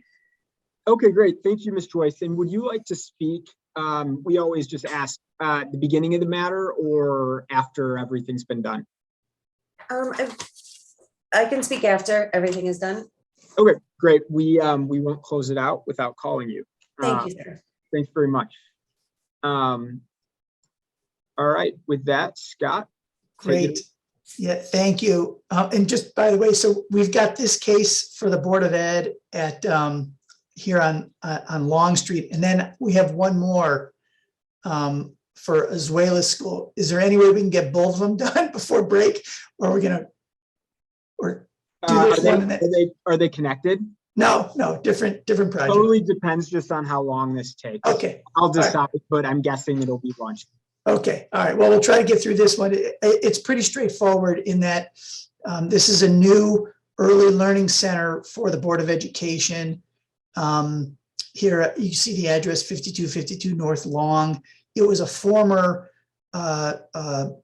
Catholic church and school, and the board is going to be they're tearing down some of the convent, the old convent, and maybe there's one other building, but the school building's going to remain.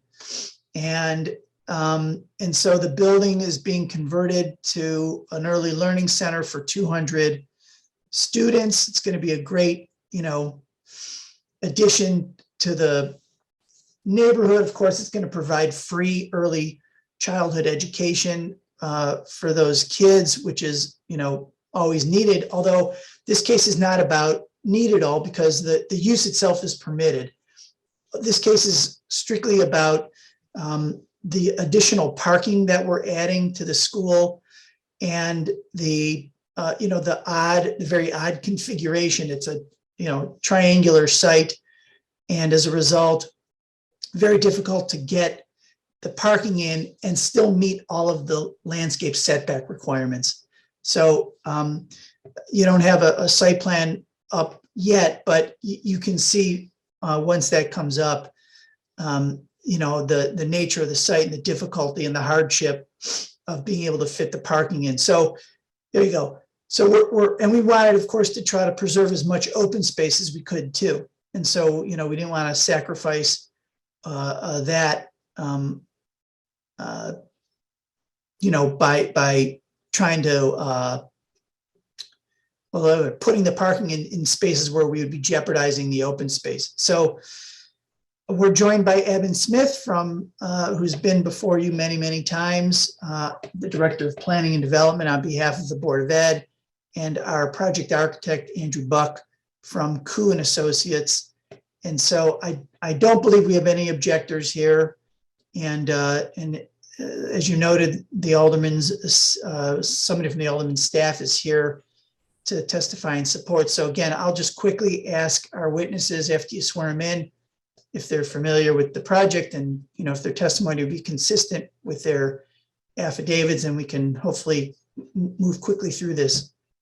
Okay, yeah, and I'm just going to announce again, if there's any objectors on the 61-22-Z or 60-22-Z, please just raise your hand and we'll make sure that you get promoted. So with that, I'll swear in the applicant, Evan Smith. Will you state your name and address?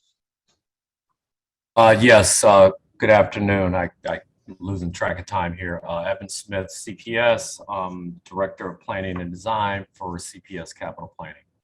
42 West Madison, Chicago, Illinois, 606. Honestly, I forget the zip code.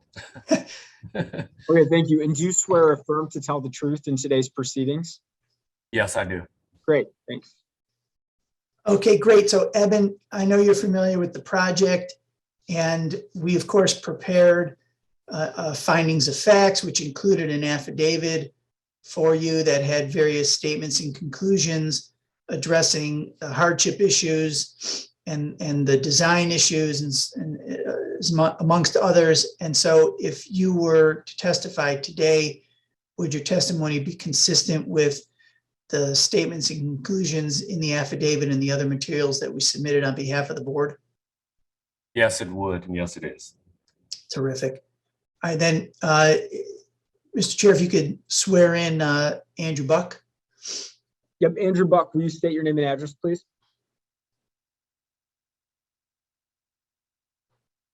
Andrew Buck. Oh, there we go. We got you. Andrew Buck, architect of record with Koo. Our address 55 West Wacker Drive, Suite 600C, 60601, Chicago, Illinois. Thank you. And do you swear or affirm to tell the truth in today's proceedings? Yes, I do. Great.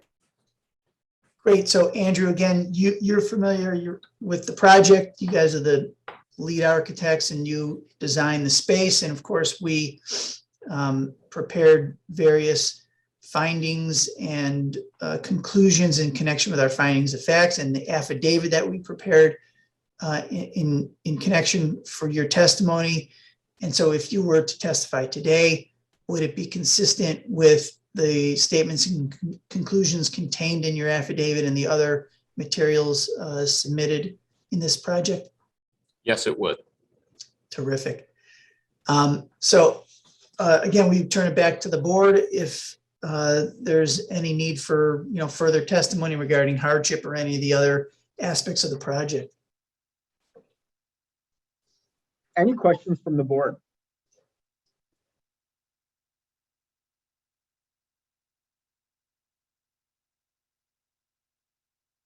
Okay, we've got what we need on this one.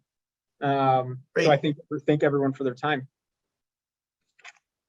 Thank you. Oh, you want to hear from the alderman, right? Yeah, Ms. Joyce, sorry, I said I wouldn't forget you and I only. That's okay. I was just going to raise my hand again. I didn't want to interrupt.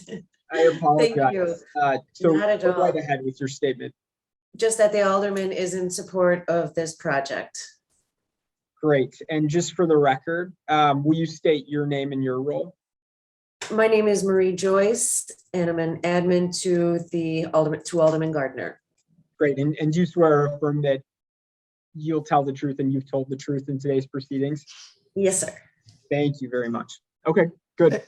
So, Mr. Chairman, let me just add one other thing again, because I know the alderman's office just indicated support, but we did reach out to the community in addition to our typical notice letter. The alderman's office sent out an email blast to everybody in the area, telling them about the project. We also had, other meetings with parents in the area, although that was focused more on, the school itself, but, the community is very familiar with the project. We've gotten no, zero calls or objections from anybody in the community. So just wanted to note that as well. Yep. Okay, good. Thank you. So again, everyone, thanks for your time and we'll take this under consideration. Okay, so for the next two, I want to see if we have any objectors before I decide if we take this right now or go to lunch, because it will make a timing difference. So at this point in time, are there any objectors on for 63-22-S or 64-22-Z?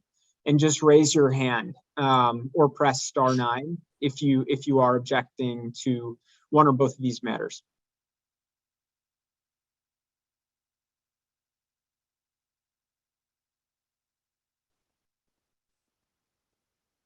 All right, Counselor, let's do it.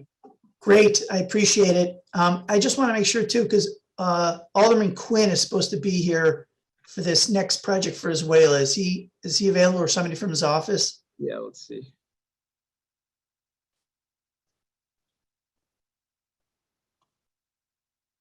I just allowed someone on the phone to speak. Yeah, Alderman Quinn is present.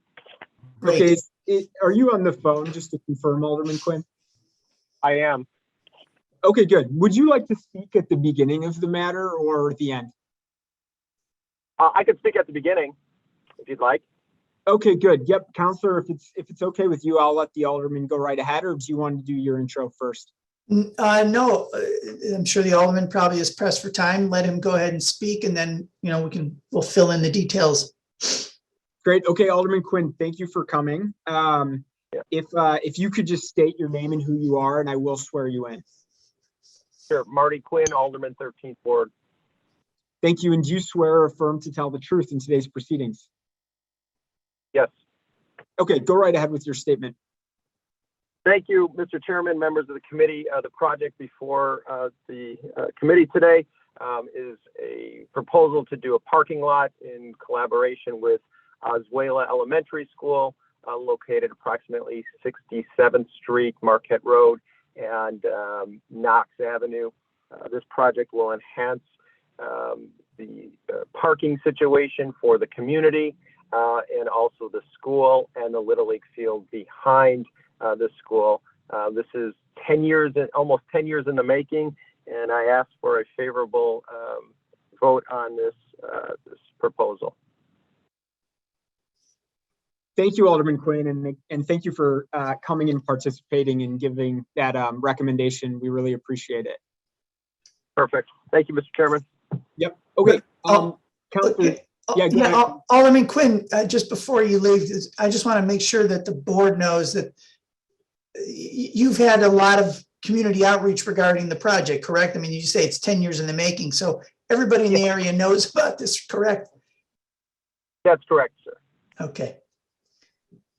Terrific. All right, so we can get started. We've got, because it's a special use request here as well, so we've got 3 witnesses.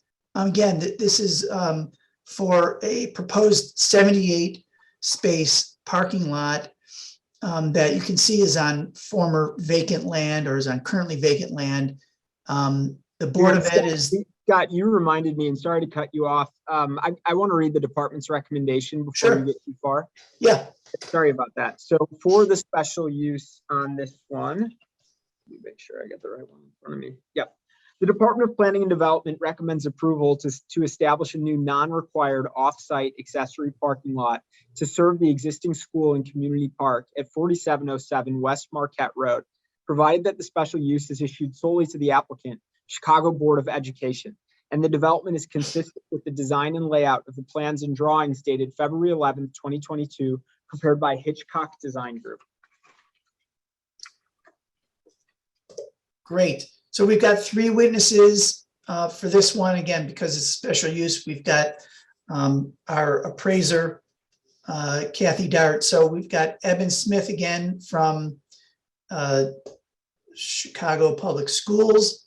We've got our project designer, Joel Balden from Hitchcock Design Group. And we have Kathy Dart, who's our appraiser, who looked at property values in the area and made sure that this project wasn't going to have any kind of negative impact on those. So with that, if you want to, Mr. Chairman, sign those folks in, and then we can ask them the straightforward questions here.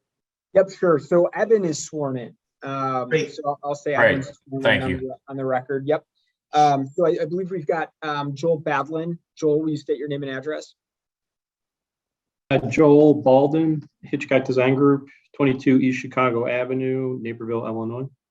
Thank you. And do you swear or affirm to tell the truth in today's proceedings? I do. Okay, great. Thank you. And then Kathy Dart, I believe you're on. Kathy, will you state your name and address?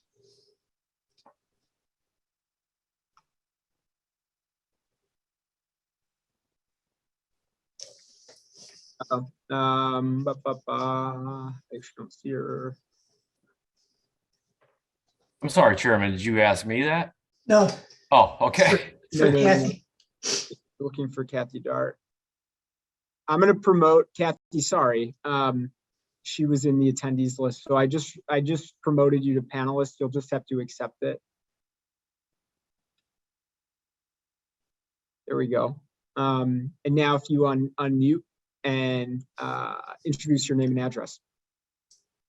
Yes, sir. Good afternoon. Kathy Dart, KMD Valuation Group, 47 West Polk Street, Chicago, Illinois, 60605. Thank you. And do you swear or affirm to tell the truth in today's proceedings? Yes, I do. Thank you. And we acknowledge your expertise. Thank you. Great. I appreciate it, Mr. Chairman. So we'll start off with Eben. And Eben, again, I know you're familiar with the project. You're always involved in the design and construction of these for Chicago Public Schools. So in this case, again, we prepared various findings of fact and with various conclusions and plans and so forth, including an affidavit for you, which had various statements and conclusions regarding your need for this project, the hardships involved in this project. And so if you were to testify today, would your testimony be consistent with the findings and the affidavits that were submitted on your behalf? Yes, they would. Yes. Great. And so now we'll move to Joel. Joel, you guys are the project designers for this. So, and obviously you're very familiar with the design for this and whether it's designed in accordance with safety standards and will protect the public health and other factors that we are required to prove up today. And again, we submitted various findings with statements, conclusions regarding those factors, including an affidavit from you with your conclusions and findings regarding this. And if you were to testify today, would your testimony be consistent with the findings and affidavits that were submitted on your behalf? Yes, it would. Great. And then lastly, Kathy Dart, our appraiser on most, if not all, of our CPS projects. And Kathy, you went out to the site, of course, right? And you looked at the area and you came to various conclusions about the need for this and whether there are any negative impacts on property values in the area and various other factors. And we, of course, submitted your report in addition to an affidavit that had your findings and conclusions. And if you were to testify today, would your testimony be consistent with the findings and statements and conclusions contained in those materials and in your affidavit? Yes, they would be. Terrific.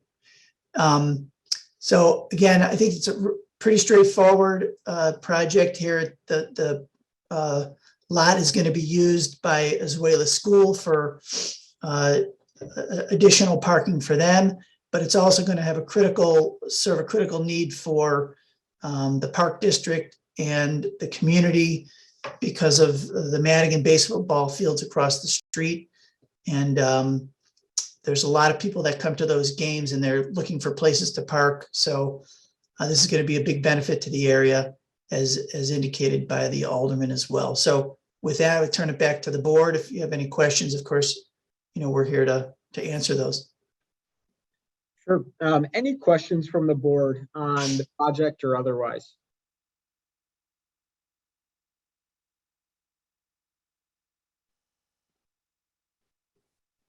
Okay, we've got a good view here, Counselor, so we'll take this under consideration. Great. Thank you very much. Great. Thank you all. Thank you Thanks, very much. everyone. Thanks. Enjoy your weekends. Thank you. You too. All right, let's call a recess now for around 35 minutes. That brings us to, let's go to 1:55 p.m. Commissioner Toya seconds, Commissioner Saul, Yes. Commissioner Sanchez, Yes. Commissioner McDonald. Commissioner McDonald.